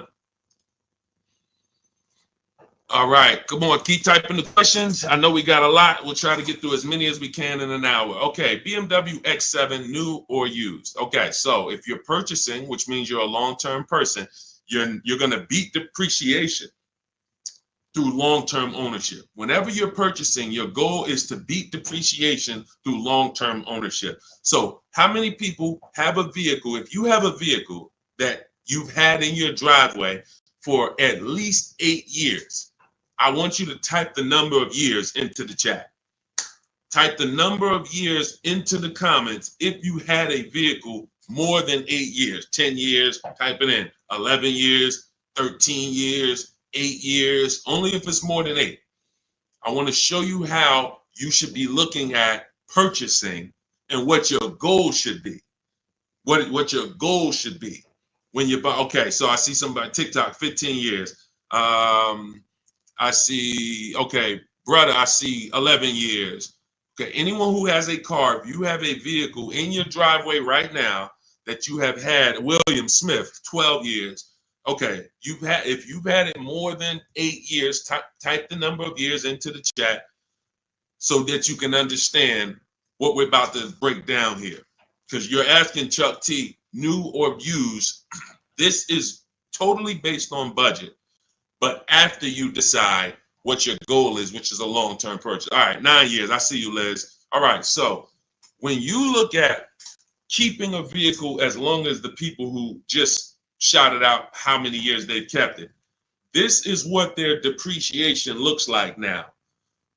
Some of them like this. Somebody like brother who he's had his vehicle 11 years, his depreciation is like this. What does that mean? If his vehicle today is worth $7,000, a year from now, it'll probably be worth close to 7,000, maybe 68, 62, 7. He's losing a very small amount through depreciation. He's beat depreciation. So that's the benefit of all the money he put into the car, is he now has a vehicle that is no longer depreciated. He could drive it for 4 or 5 more years. My father had a GMC Envoy that he's had since 2013. We bought it pre-owned for him. He's had it since then, paid it off 5, 6 years ago, and he's had that vehicle. It's been worth about $5,000 for the last 2 years, and he's going to sell it for close to that. So that's when you beat depreciation. Now, when you are not buying to keep that long, you are on the depreciation sliding board, which means you're going to lose thousands of dollars in value. So as long as you have decided I'm going for long term, which I call the 8-year rule, at least 8 years, I'm going to keep this vehicle so I can beat the depreciation, pay it off, and then I'll consider replacing it or keeping it longer. But it's going to be at least 8, or I should be shopping for a below market lease so I don't tie up money in this vehicle this long. So now you've decided I'm a long-term person, I'm purchasing new or pre-owned, strictly based on budget. Can we afford both? If we can afford both, then I have in step 3 in my book, and step 4, which is shopping, not buying. This is when I'm helping you make this decision of new versus pre-owned. Which value system are you operating with? Some people, if they know they're only getting a replacement vehicle every 8 to 10 years, they're going to go and get a new one because they're like, listen, I only do this once a decade. I want to make sure I have the latest and greatest. I could afford it, no problem.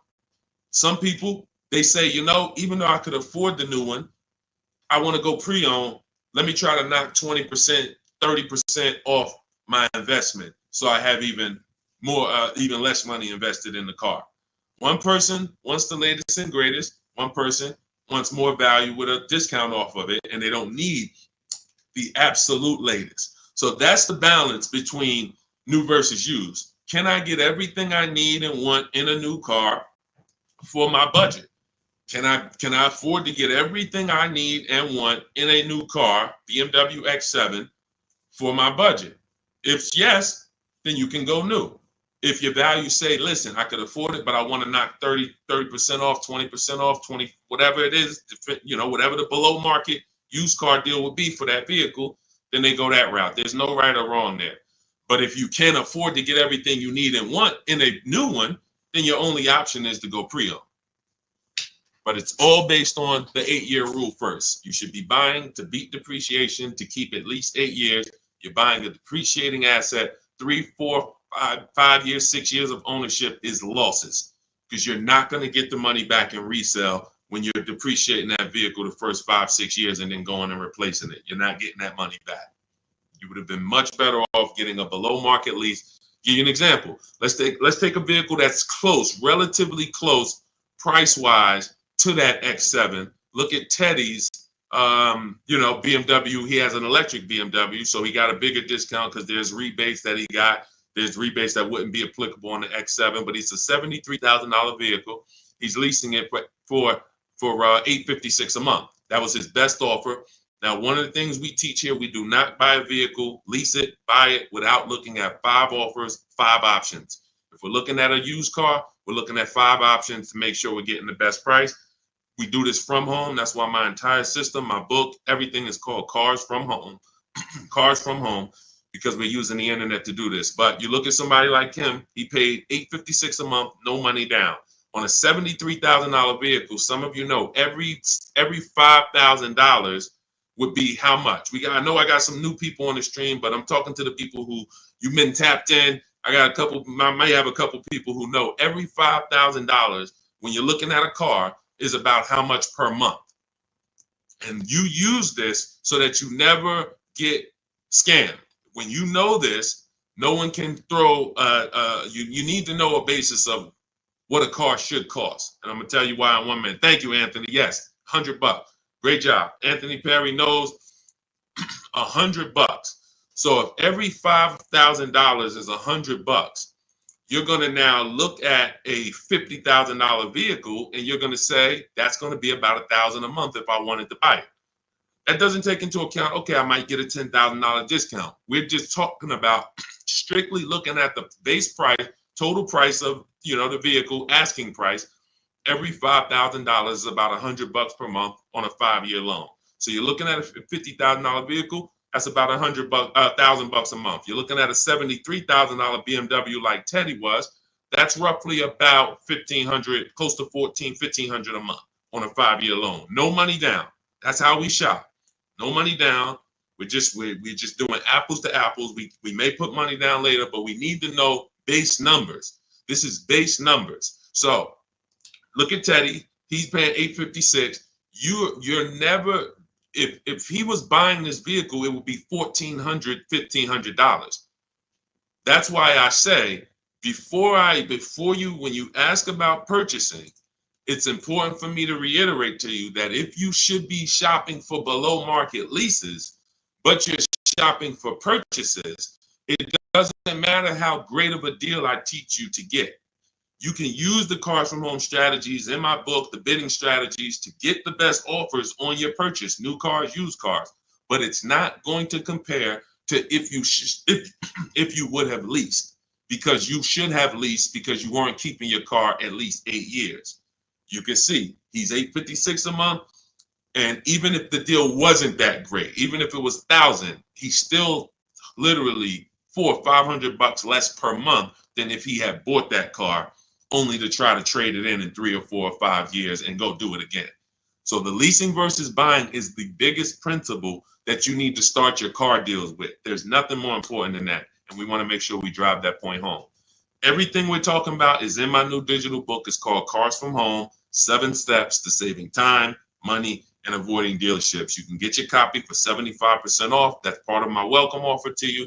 This is going to have all of my blueprints, step-by-step strategies for leasing, buying, getting below market deals for high mileage drivers. It's all in there if you don't want to try to remember this. And you can get it for 75% off as part of our welcome offer. In my TikTok bio, click the picture of me. My Instagram bio, click the picture of me. Click that website, and the YouTube comments or the Facebook comments. Grab your 75% off, but it's only good for 30 minutes. After that timer hits 0, the price does go back up to $97, which is still incredible. I get it at $97, but $24 is even better. All right, Dolan, shoot the next question up. All right. Cody, how much of a down payment is needed for trade-in with $10,000 negative equity? This is a great question. Depends on what you're buying the next vehicle for and what type of discount you got off the next vehicle. So give you an example. Let's take a dramatic discount like Milligan's discount. She got one of the largest discounts I've ever seen anyone get using our bidding strategies from home. Let me pull it up so that we can now. When you get the larger discount you get, the more money you're able to roll over to that deal without having to put money down. Now, let me give you an example. Why does money down become important or necessary sometimes? The banks have something called loan to value ratios. Loan to value ratios. So the banks may say, based on good credit, we will lend a customer 20% above the value of the vehicle they're buying.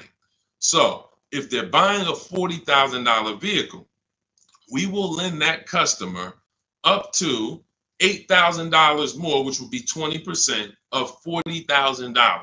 Because the value of the vehicle is 40, the loan to value ratio is 120%. We can lend $48,000 on a $40,000 vehicle. So if a person comes in and they want to buy that $40,000 vehicle and they want to finance and add to the loan the taxes and any applicable fees, that might come out to be roughly $44,000. They'll qualify because the bank says you have up to $8,000.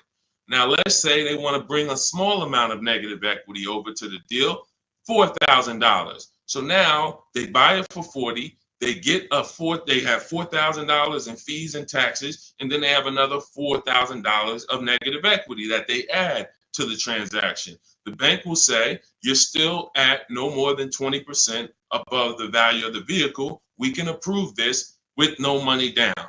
The problem happens when a person wants to add $8,000 of negative equity on top of that. So now they're buying it for 40. They are getting taxes and fees added. That's 44. And then they want to slap 8,000 of negative equity on there. That's 52. The bank is going to say, no, we only will approve 20% above the vehicle's value, which is $48,000. So if you could get it down to $48,000, we'll approve it. If not, we can't approve it. The customer has to put the money down to make up the difference. So in that scenario, what you would be asking for would be above the bank's loan to value ratios. This is why I call negative equity the bad credit for people with good credit. This is why I want you to know the cause for most negative equity situations is you don't understand leasing and you're buying your vehicles rather than getting below market leases. You take out 5 and 6 year loans, you don't pay them off, you trade in vehicles, and you should be shopping for below market leases, but you continue to purchase. So you're going to continue to have negative equity in almost every case unless you start putting a lot of money down or start keeping your vehicles longer, paying them off, and then coming back and seeing how much money you can get back out of that, which I also don't recommend. But the last thing, which is very important, especially when you have large amounts of negative equity, is let's say that same $40,000 vehicle, you're using our strategies and you get a $8,000 discount. Or let's take a vehicle. Let's take Milligan's deal. Like I said, in her particular case, she got a $79,000 vehicle for $51,000. This is a Mercedes. It's an electric version. She used our bidding system. She got the biggest discount I've ever seen, and she can put any amount of negative equity on top of this deal because the bank is lending against this vehicle, this Mercedes, based on a $79,000 value. So their loan to value ratios for this vehicle would be 20% above $79,000. So if that's, let's say $80,000, 10% would be $8,000. So you're talking about $16,000 that they would lend above the $79,000. So they're looking and saying, wow, if this is a $79,000 vehicle, they don't care about what the woman bought it for. They don't know that. All they know is when the loan paperwork comes in, we're asking for less than what the loan to value threshold show. And they have other people that go and they pay list price. They go in, they have no strategies, and they just go in and say, all right, it costs $79,000, I'll take it, not realizing that, okay, I didn't negotiate, I overpaid by almost $27,000. That's the market value for this particular vehicle, but the bank doesn't care. The bank just wants to know that when the loan comes in, it's under $86,000 or $87,000, and they're going to approve it. So the bigger discount you get, the more room you have to move negative equity over, and that's what you want to understand. If I had a large amount of negative equity, I would be choosing several vehicles, using our bidding strategies from home. If you want to do it your way, at least calling around, talking to managers, getting multiple offers. You want to talk to salesmen and managers, you can do that. But once you get the discount, any amount of negative equity that you bring over would now go on top of your selling price. So if you got a $10,000 discount, then you brought $5,000 of negative equity over, you would be well below the bank's loan to value threshold. So it's based off of how much negative equity you have, and then it's connected to how much discount you're going to get off the value of the vehicle, which is what the banks actually base the loan to value approvals on. And if you can do that, you don't need a trade, you don't need a down payment. And I hope that's clear. If you rewatch this, rewatch this segment, it'll be clear to you. If most people understood that and the cost for negative equity, we have a lot better world. Deals. Negative equity is the one thing besides super bad credit where you can walk in with an 800 score. You're not leaving with a car, depending on what your situation is and what car you're trying to get and how much they're charging you for it. You are not leaving with a car. And that's just the sad part. So stay out of negative equity. Get out, stay out of it. All right, go ahead, Dolan. Next question. And I see you, Quintia. We'll get to you asking about Tesla. All right, Miss A, good to see you. Any advice on leasing as a first-time car buyer? Sure. Let's look for something that's mainstream because some banks do not want to be your first lease. When I was at Mercedes, unless you were like, they had a Rising Star program, which was certain college students and, would have, condition.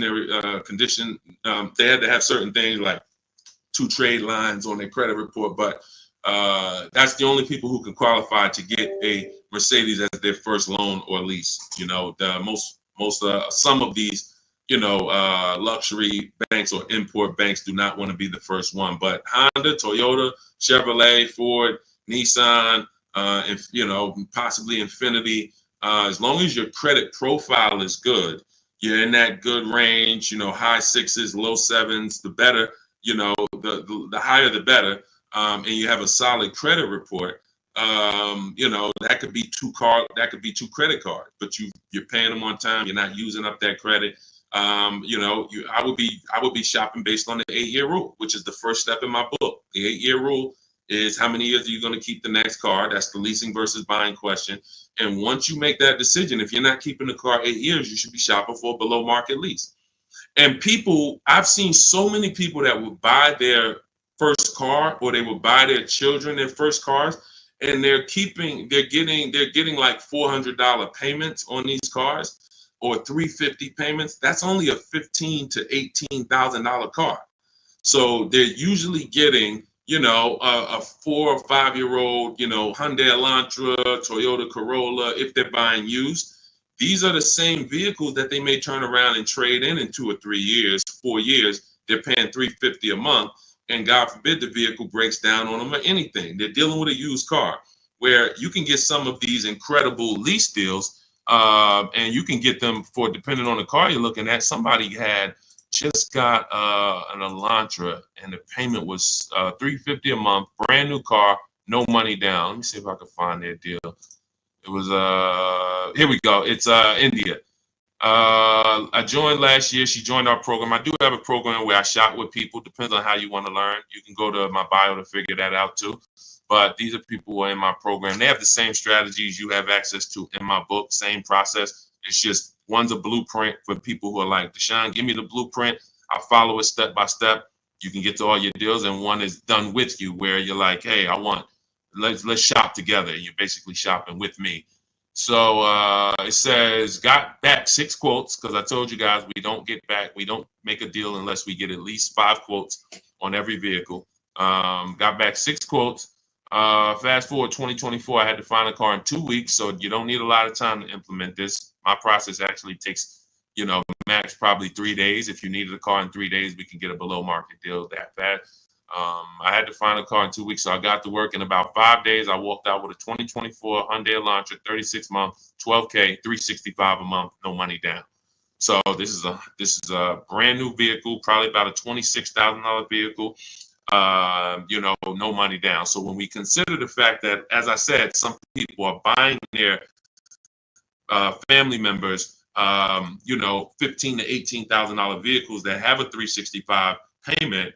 Okay, do I want my people? Do I want my child or whoever in a 2019 or 5-year-old or 4-year-old or 6-year-old used vehicle for $350 a month, $360 a month, or can I go out and can I lease a below market? Can I get a below market lease? Because again, there's a lot of people paying a lot more than what India just paid.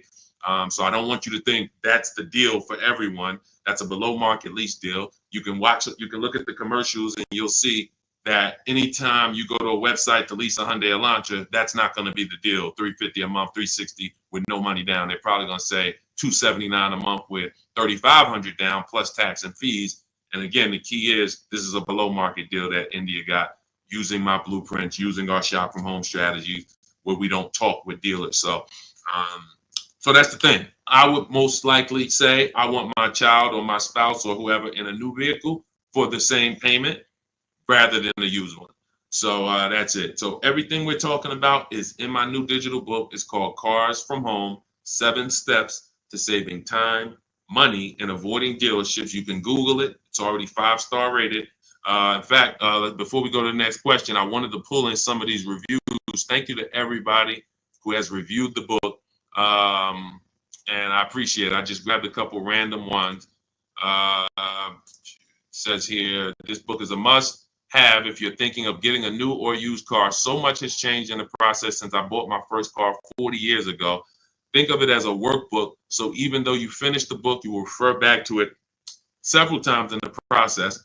Deshaun takes you step by step through the process and has videos to support the steps that I do. That's a surprise in there. For those of you who have the book, I link to certain videos to help you understand things better. I feel better prepared to go out, get the deal I want for my next car, and I know that I didn't get taken advantage of by a dealer. Thank you, Marguerite. Appreciate you. Again, you can get your copy as part of our welcome offer to you for 75% off. Books normally $97. You go to my TikTok bio, click the picture of me, go to my Instagram bio, click the website that says 75% off, or you can go to my Facebook comments or the YouTube comments to activate your 75% off. But it's only good for 30 minutes. If you visit it and that clock started ticking down, once it gets to 0, the price does go back to $97. So go get your book, screenshot the thank you page so you'll have the support team's email and come on back to the show. Go ahead, Dolan, shoot the next one in. Oh, Dominique said, buy the book, y'all. I bought a used car using Cars from Home strategy. I saved so much money and time. It was not hard either. If you follow the steps, Deshaun literally does it for you. That's it. That's a fact. Thank you, Dominique. That is a fact. Like, you're not using your stuff anymore. You're using my stuff. So that is, if you leave your stuff. That's why I represent Unlearn, Relearn, because when you decide you want to unlearn your way of car shopping and you want to do it the Cars from Home way, that's all you need. As long as you have a computer and you can copy and paste and send emails and visit websites, you can win. That's all you need. But you do need to be able to use a computer and copy and paste. That is a requirement. And everyone may not be able to do that. If you have somebody in your family that's good with copying and pasting and sending emails, that's all we need to win. All right. Thanks, Dominic. I appreciate that. Go ahead, Dolan. Shout out to the sharers and shout out to everybody running the likes up on TikTok. Thank you to everyone who hits the share button. Whenever you hit the share, tag your best friend, tag one friend in, because they may be car shopping this weekend. Right now, they might be going to a dealership later, and you have no idea. Most people are overpaying by thousands. There's only 3 prices you can pay with cars. Market value, that's what everyone pays. Above market value is what the worst negotiators pay. And below market value is reserved for people who are putting dealers against each other. Negotiators can get market value for negotiators. So even if you're a great negotiator like I am, obviously I was a great negotiator selling cars for 14 years, but even if I was a great negotiator, I'm still going to get market value, because the only way I could guarantee below market value is by looking at multiple options, the same way you buy a TV. You go buy a TV, you're looking at multiple TVs, Walmart.com, Amazon.com, all these different sellers from Amazon, Best Buy. So that's the only way you can guarantee a below market price for your TV, is looking at multiple offers. You could go to Walmart and say, all right, I got a TV, $700. Was it market value? Was it below? Or was it above? You don't know until you look at all the market, and that's what we do. That's what Cars from Home is about. Okay, Alan Carter, 35 years in the car business. Your advice is spot on. Thank you, sir. I appreciate that. Thank you so much. All I want to do is help people find the 20% of car dealers and salesmen who are honest, who want to compete, who want to take care of their customers. That's the 20%. But 80%, we have proven that, working with hundreds of people personally, thousands around the country, we've proven that you must get 5 offers on every car, because 80% are going to be overpriced. Doesn't matter how much you negotiate, they're not going below a certain amount. So when they tell you, hey, Shantola, thanks for coming in, but this is the best offer we can do, that does not mean that's the best offer any Nissan dealer can do. That means that's the best offer Nissan of Bay Ridge can do. That's the best offer Nissan of Hudson County can do. But there are several Nissan dealers competing, and we need to get competitive offers to see who's the 20% of dealers who are going to beat all their competition. And we only do this from home. Go ahead, Dolan. Great questions today. Let's go. Keep typing. Let's get to as many as we possibly can. Does your process work when leasing a Tesla? Yes and no. My parameters for overpaying for a lease should never be broken. They're based off the 1% rule. So how did we come up with the 1.5% rule for knowing bad lease deals? We had to look at what a great lease deal was. And the 1% rule has been around since way before I started leasing cars. So you take the MSRP of the vehicle, the total MSRP, you type that in, and you multiply the total MSRP by 1%. And if your lease payment with no money down is under that, you stole the vehicle. It's a steal. I call it a steal. So we have 3 different ways we look at leases: a steal, a deal, and when it's time to chill. Very simple. A steal is 1% or less. So what does a 1% look like in real life? Look at somebody like Greg. Greg leases his $56,000 Kia EV6 Win, $527 a month. No money down, 12,000 miles per year. Now you can adjust this miles. You can get 15,000, 18,000, 25,000. But the way we shop is based on 12,000 miles per year. That's how we judge the 1% rule. So another 1% deal, less than that. You know, Zafrina uses our strategies, uses what's in my book. She puts the dealers against each other. She gets multiple offers. You can see she used all the scripts, my email scripts. We don't talk. She gets $579 a month on this $65,000 Jeep Grand Cherokee. You look at somebody like, where is Rosalie? Rosalie Ansley is another 1% lease deal. 2024 Infiniti truck, $58,000, $554 a month, no money down, right under 1%. And he's driving something he likes. This was a vehicle he got for his father a couple days ago. So this is a 1% lease. So now we say, when I started telling people about leases in my videos, I knew people were going to go out and get bad lease deals because they just literally don't know how to make people bid, and they're just going in trying to negotiate, not realizing a lease is going to look better than a purchase. The only people who really say a lease is the same are people who really are overpaying for their leases, because they'll say, wow, the dealership told me to shine that with their lease deal, it'd be better if I just buy it because it's about the same price. That means they're offering you a horrible lease deal. That dealership is running a horrible lease deal, and they want to try to talk people into buying. But normally a lease, when you look at like these deals, is, you know, these are hundreds of dollars less per month than they would be to purchase, hundreds less. So now we say, well, how do we know a bad lease deal? You're paying too much money for a car you're giving back. It's very simple. A bad lease deal is just that. You're paying too much money for a car or vehicle you are giving back in 3 years. That's another reason we don't do 4-year leases at all. Because when you add up all the payments, you look and say, wow, I leased a $40,000 vehicle and I paid $28,000 for that vehicle over 4 years. Then I gave it back to them. You paid off almost the whole vehicle and then gave it back to them. That's why 4-year leases are horrible. But you're only judging your lease value by how much you're paying over time and how much did it cost me to drive that $40,000 vehicle for 3 years. Did it cost me $13,000 to drive it over 3 years? $17,000 to drive it over 3 years? $20,000 to drive it over 3 years? What did it cost me? And that's what the 1% rule is basing it off of. If you're looking at a $40,000 vehicle, you get a payment of $400 per month. It costs you 400 times 36, cost you $14,000 to drive a $40,000 vehicle over 3 years. That's much less than the normal depreciation of that vehicle. So we go up to 1.5%.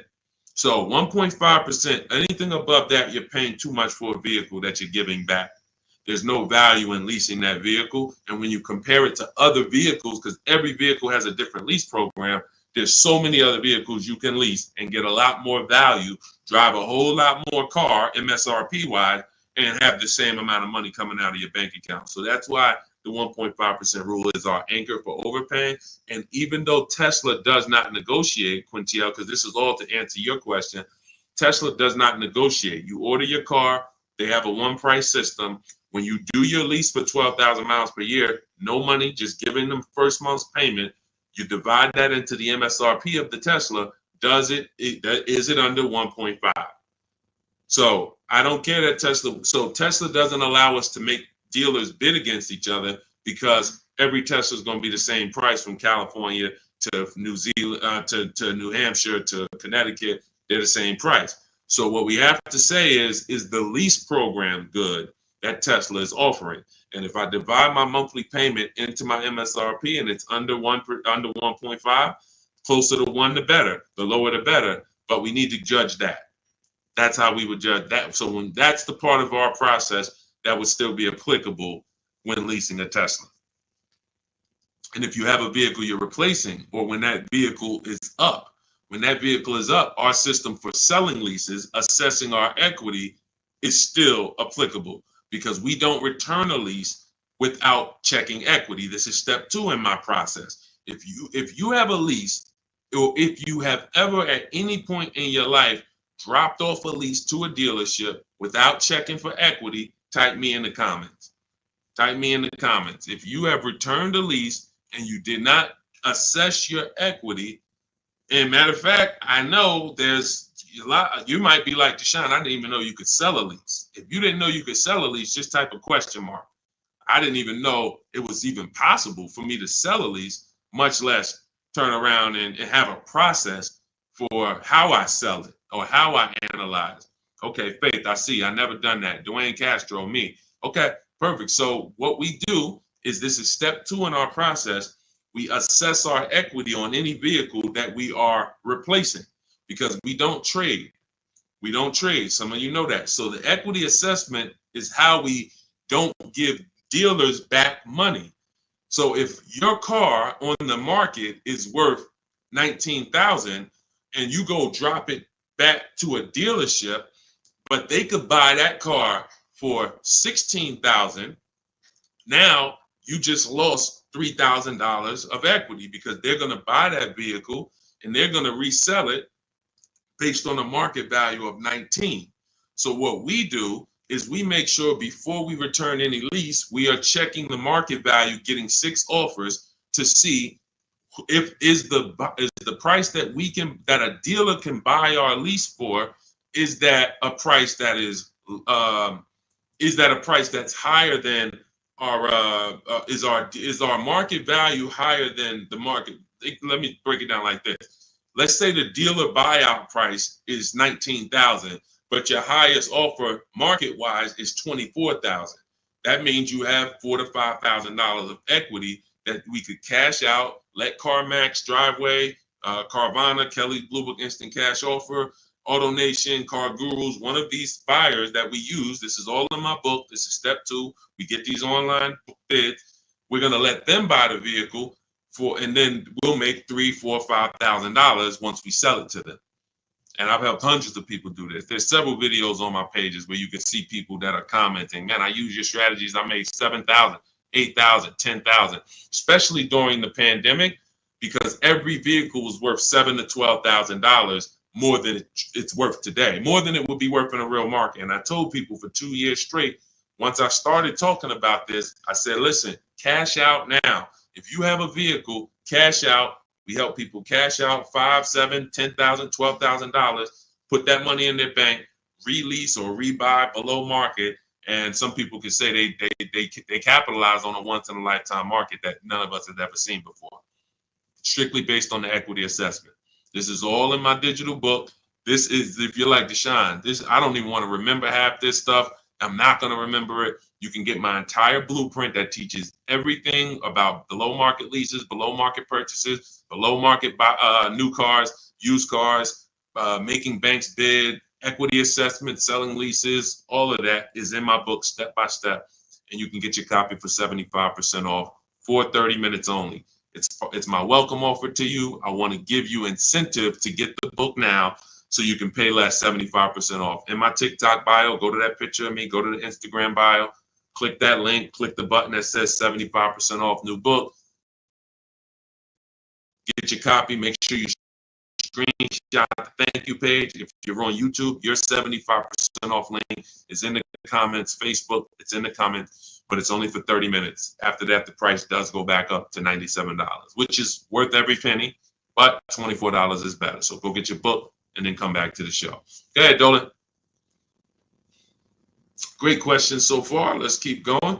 Does this work the same way for Canada? Scott, I'm not sure. I do believe that most would be applicable. I do believe that most. The difference is going to be the websites. So we're using our multiple marketplace strategy for shopping for used cars. We're using 8 marketplaces. Used to be 9, but Vroom went out of business. So we're using Carvana, we're using Carvana, CarMax, Driveway, eBay Motors, Cars.com, CarGurus.com, Carfax.com, and Autotrader.com. Those are 8 marketplaces that we use to shop for our used cars.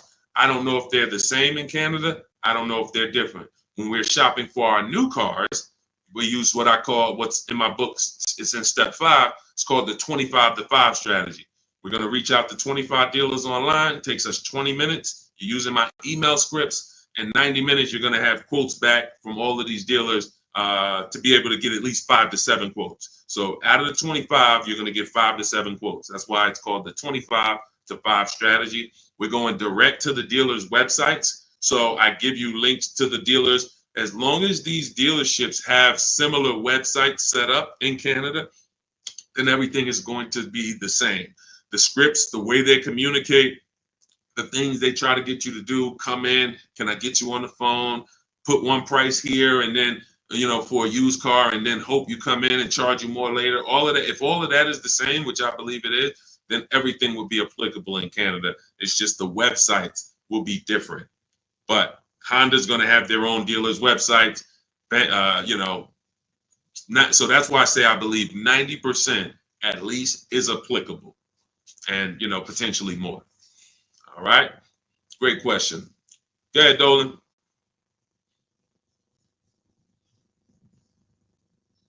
I have the book. Great job, and make sure you guys send me your emails, just like Tiffany did. I always use Tiffany because she was the first one to send us an email, and I always make sure I reference her. But everybody who sends these in, I get to bring them onto the show. I brought a couple more.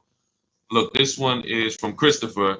Deshaun, thanks so much for these resources. I read your entire book last night. I've already been underway and trying to put my deal together. What a great book. I have my quotes together. Now I'm ready to take the next step with the calculator. I'm a big fan of your channel and your resources. So I have calculators in the book that I invented. We have 5 different custom calculators: perfect budget calculator, lease counter offer calculator, purchase counter offer calculators, true value calculator for when we do used cars. So I think there's 4. Might be one more, but there's at least 4 calculators that we invented. That these, you can't find these anywhere on Google. I literally wrote the code, and so that's what he's talking about when he talks about the actual calculators that are in there for you guys. So yeah, send me all your details. I love reading stories like that. Okay, Stos, what if I have a 600 credit score? How much is that lease deal that they're going to give me going to go up by? It's a great question. So if you are not in a position to lease because you won't qualify for a lower tier approval, a tier 1 approval, which is basically the best offer. Most leases are they're offering the lease based on tier 1 approval, which you don't need to have perfect credit for. That's not a super tier approval. That's not A1. There's tier 1 and then there's tier A1. So A1 is going to be a super tier, which is usually applicable on limited inventory cars. It's not important, but most vehicles, they're going by tier 1. And so most people can qualify for tier 1 with a good credit profile. But if you don't get tier 1, the payments can go up significantly. If you get tier 3, tier 5, some banks have 6 tiers, so the payment can go up by $100-$150. That's why we always have backup offers. So in case someone tells us, hey, your payment's going up by $80, we go to our backup offer. We give them a chance to actually see are they lying to us? Are they just trying to take a shot at us? Because sometimes they are, sometimes they're not. But if I can't qualify for a lease, what I'm doing is buying what I call in my book a smart card. This stands for saving money at the right time. Saving money at the right time. It's not the little smart cards that you may be familiar with. What I'm doing is setting myself up to lease. So I'm going to go get the least expensive car that I can get a loan on. That is the goal of a smart car, to have the least expensive quality car. It must last. Car cannot be breaking down. It's the least expensive quality car that I can get a loan on. $10,000 loan, $12,000 loan. So now I'm going to get the smallest car that I can get, maybe like a Hyundai Elantra or something that was like 25,000 new. And I'm looking to get it around 10,000. So it doesn't have to be too old. Now I'm getting that vehicle. I'm going to drive that vehicle for 2 years, establish a payment history. My payment should be no more than $250 a month. You're talking about a $10,000 loan. So now I got an easily manageable payment. I got a car that is dependable. I trade out of that into a lease in 2 years. But what some people do, which is what I don't recommend you do, when you're trying to qualify for a lease, that should be the goal. It should be, I'm buying this vehicle right now that I'm getting is going to set me up for my lease in 2 years. Now, some people will go, I just got to have what I want now. And they'll go and they'll get the Dodge Charger with the Hemi engine, or they want but they know that, all right, I'm going to go and get a $25,000 vehicle. But because you have a lower credit score, you're going to pay 18, 20, 25% interest. So now when you go to replace that, first of all, in 2 years, you got to make it to 2 years with a high payment, a car that most likely wasn't a quality car, because you're stretching. When I say you're stretching, if you're trying to get a $25,000 Dodge Hellcat, that vehicle probably has 80,000 miles on it, no warranty. So you're getting you're not getting a quality one. You're getting the one you can afford, which is going to be high miles, older. And now you have this high payment, high interest. So when you go to replace that car in 2 years and try to go into a lease, you're going to have a huge amount of negative equity, maybe $8,000, $9,000, $10,000, $15,000 of negative equity. So when you try to go into that lease, you're not going to even be able to make the lease make sense, because you're bringing all this negative equity over from the old car. So that's why I say you discipline yourself. You drive something, least expensive car, because you're building. You're building. We haven't earned the right to get what we want, but if I discipline myself for 2 years, drive a vehicle that is the least expensive, reliable vehicle that'll do the job for me, 2 years down the road, I got 2 years of payment history. I traded out of that into my new lease, and I'm driving a brand new car from that point on. That's the plan if I didn't have good credit, but I knew I need to get to the point where I could lease. That's exactly what I would do. All right, great question. Go ahead, Dolan. Scott Johnson hold on. Ahmed, the payment includes money factor and taxes. So what part of the lease is too much? It's too much based on the total amount for a vehicle you're not going to own. So when I leased my $35,000 Jeep Grand Cherokee, I got it for $330 a month. This was in 2018. So 2018, I paid $330 a month, and then I drove off. It was a 39-month lease. So over 39 months, I paid $12,870 for a $35,000 vehicle. Plus taxes and fees, it would have been probably $39,000. So $12,000 it cost, $12,870 it cost me. When you are leasing, the only thing you are considering is how much does it cost me to drive this vehicle over 3 years. The lower, the better. And that's how I look at cars, and that's how I teach all people who do cars from home, all the cars from home insiders, look at leases and say it's a value play. That $40,000 vehicle, what's the below market lease on that? We get below market leases by making dealers bid. That's what the whole cars. That's a huge part of what the cars from home system is. You're not going to get the below market deal negotiated because you don't know what the market is. 80% of dealers are overpriced. So 4 out of 5 dealers are not going to give you a below market offer. They're going to hold more profit. They'll give you a discount, but they're not going to beat all their competition and give you the biggest discount. That's why we get multiple offers. Once we look at the below market lease, we can determine how much we're paying for this vehicle over a 3-year period. And the lower the better. Because again, we're comparing it to the 1% rule. So the 1% rule has been around. It's literally, I'm driving new vehicles for cents on the dollar.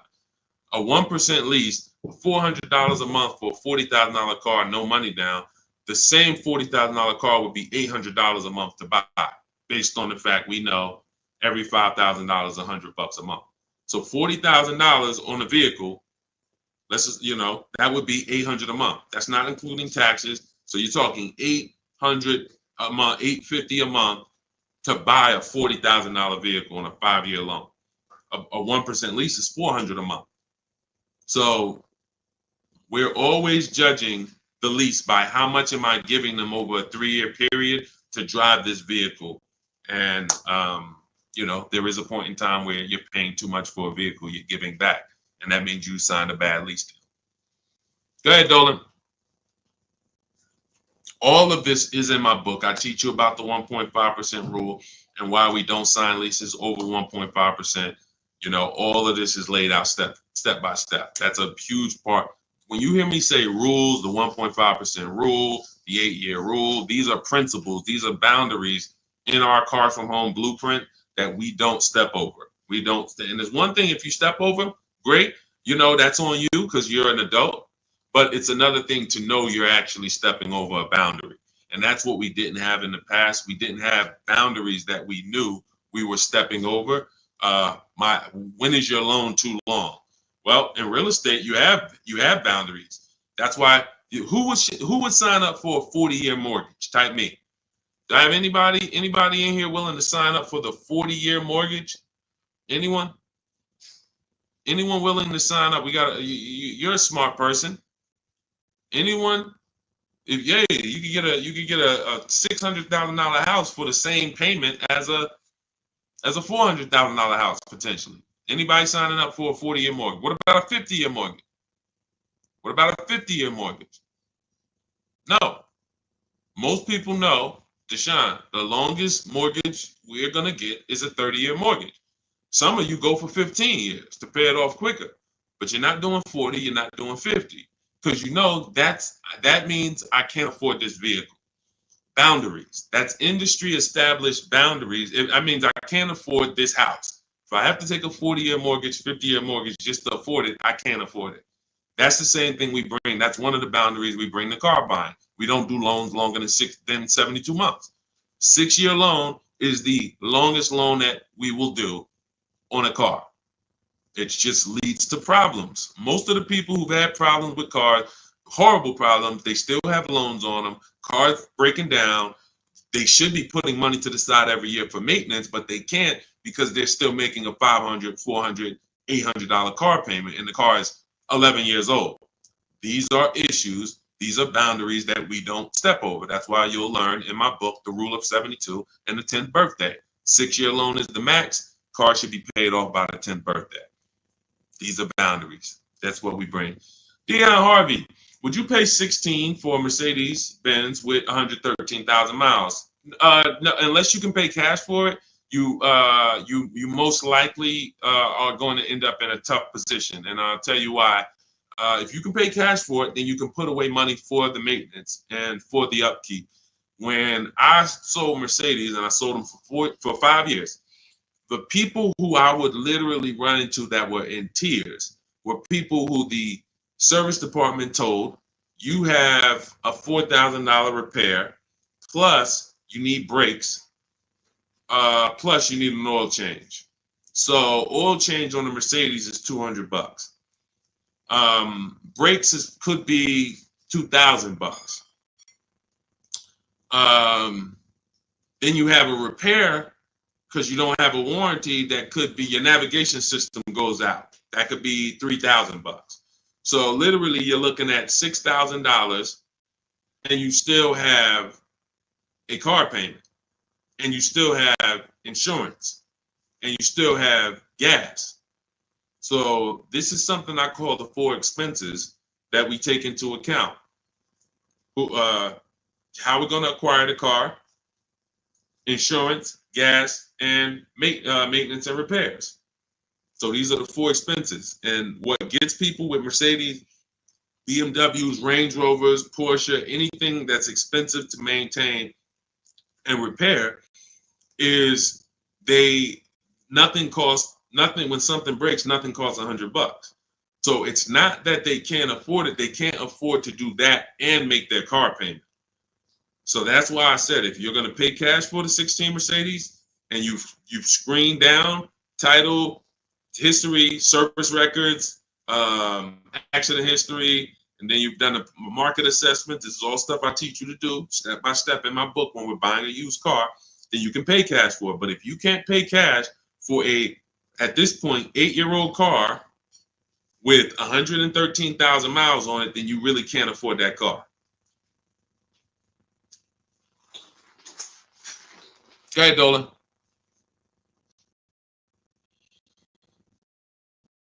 Any Euro car after $100,000 is a money pit. That's why you can get them cheaper. And listen, if you know, you can have vehicles that were well taken care of by people and they just went to upgrade their model.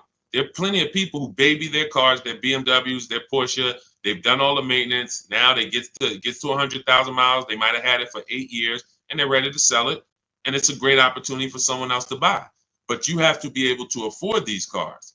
And you have to be able to avoid, if you can't afford to repair and maintain them, then you can't afford these cars. So that's the principle. And again, I'm somebody who's worked. My most expensive car I ever sold was a $435,000 SLR McLaren. So I've had plenty of people who had, $200,000 Maybachs and, $180,000 S63s. Like, there are principles of affordability that safe people, conservative people follow to make sure they're not getting in trouble buying these expensive vehicles. And then there's people who don't have these principles and they're buying less expensive vehicles, lack of quality, and they're basically shoehorning their way into the vehicle with a loan, but they can't afford the vehicle because they can't afford to maintain it. And they can't afford to pay it off in time before things really start going wrong. If I got a paid off Mercedes or paid off Range Rover, but I'm putting, I was paying $700 a month to buy it, but now it's paid off. So now I put $300 a month to the side in an emergency fund. So when something breaks, I go to my emergency fund. Okay, my car needs this, my car needs that, but I'm not making a car payment anymore, so I can afford the maintenance. Problem is, when you're making a car payment and things start breaking, that's the problem. That's what we want to stay away from. So Ron, I have to turn in my 2022 Kia EV 425. Don't want to buy it, but my buyer's 21, worth only 15 right now. So 425 a month on a $41,000 car, good deal. It sounds like it, but we don't know if that was the best deal, and that's the problem. Sounds like it. It's a 1% lease, 425. If you put no money down, and you literally just signed the deal for 425, gave that to them and drove off at 425 a month, then that's close to a 1% lease. And that's but we don't know if that was the best. And I'll give you an example. So Zafrina was shopping for a Jeep Grand Cherokee. She had one coming off lease. She ran her equity assessment just like you. It was no equity in it, so that means she's just going to return it. If there's no equity in the lease, we just return it. When it's done, we start shopping for our lease, just like normal. Once we make our last payment, we get out, we start shopping using our system. Now we get our offers. She gets offers on this Jeep Grand Cherokee Limited, and she said it was about 1.2%, which is a solid deal. I mean, 1.2%. Great value lease. But she said that the dealer who won the bid, who she was about to choose, said that she was coming out of a 1% lease that I had helped her get going back to 2021, right before the pandemic, maybe 2020. She was coming out of a 1% lease. So she was really trying to get back to a 1% lease, not go up to 1.2. So the dealer said, this other vehicle I have, this electric one, I could get you to 1% on that. So she asked in our group, because this is people who shop with Deshaun. If you want to shop with Deshaun, if you want to learn, depends on how you learn. Go to my same bio and you'll see buttons that says, see if you qualify, shop with Deshaun. But I do work with people who want to actually shop in a different way. Blueprint is for people who like blueprints. If you are a blueprint person, Deshaun, give me the blueprint. That is my Cars from Home book. It's the ultimate blueprint to below market deals. That's why I show all of these people who actually used it and wrote about it, and you can read the reviews on it. But when you see these Facebook posts, these are people who have been working with me and in my private program. But anyway, let's get to the point. She now says, should I take the 1% on the different vehicle? I said, you got to you have to reach out to all the dealers that emailed you about the original Jeep Grand Cherokee and now give them a shot, because now that guy might be offering you 1%, but you don't know, is that the best deal? Just because he was going to give you the best deal on the normal version, he beat everyone else. That does not mean he's giving you the best on this electric version. He could be using this as an opportunity to make a little more money on you. So she connects, sends out my scripts. We have this contact script, very simple to use, copy and paste. She sends it out on the electric version. The winning bid comes in at $579 a month, which ends up being a 0.88% lease. So yes, when we look at a 1% lease, we might say, hey, when you're asking, hey, this was a 1% lease, was that a good deal? Yes, it is a good deal. Yes, it is a steal. 1% is a steal. Does it mean 405 was not available on this vehicle? No. Does it mean 395 wasn't available on this $41,000 vehicle you got? No. And there's no way for us to know that unless you followed our process and you know there was no better offer than this offer. That's when you know. And that's all we care about. We want to guarantee we got the below market lease. We want to guarantee we saved all the money and got the below market discount on the purchase. We want to guarantee that on our used car that we're buying, we got the below market price. And that was the least expensive option within 100 miles of me, 150 miles of me. That's what we roll. And that's the Cars from Home system. So everything in this stream is sponsored in my new digital book. This is not, I don't wing it. And the beautiful thing about what you're going to do with Cars from Home is you're no longer going to be winging the process.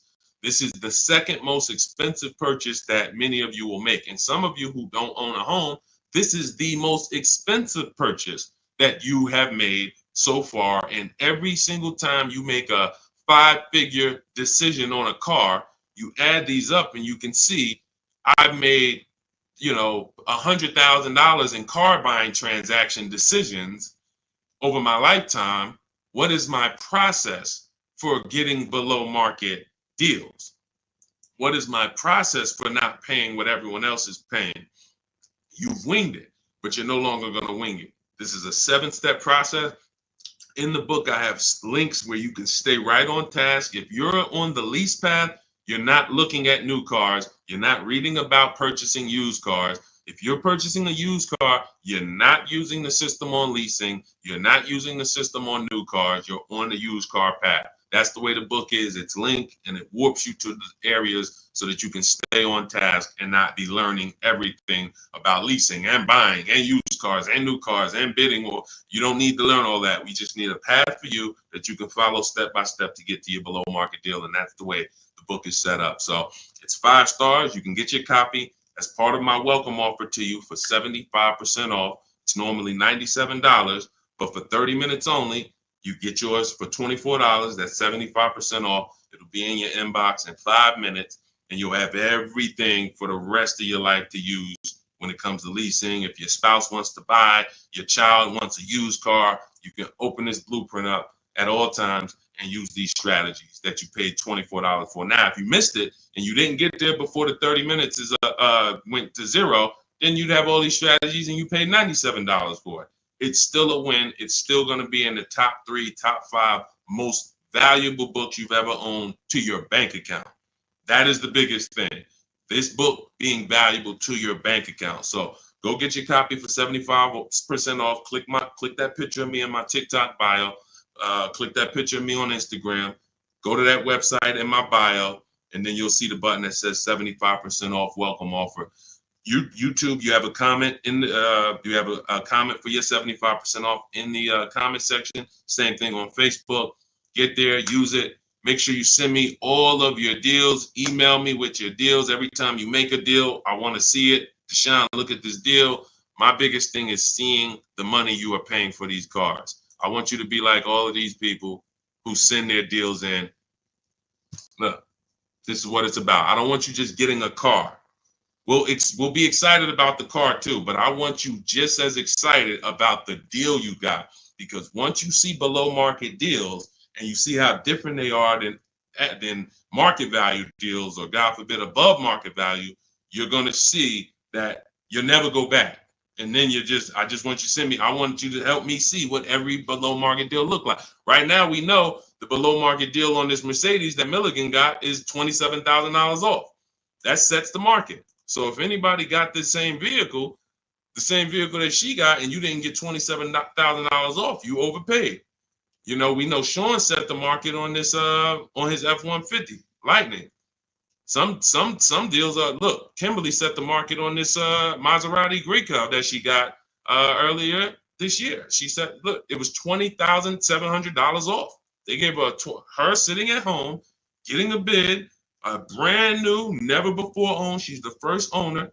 She got $20,700 off. That's the market value of that vehicle at the time. If somebody got $10,000 off, they paid. That's an average deal. They overpaid by $10,700. So we get to set the market for these vehicles using these shop from home strategies, and that's what I want. I want you empowered. I want you guaranteeing that you save, that no one else paid less than you, and that's the empowerment. You do that right from home, right from your living room. So I will see you all on the next stream. Grab your book. I'll see you inside the book, and God bless you. Let's keep unlearning and relearning.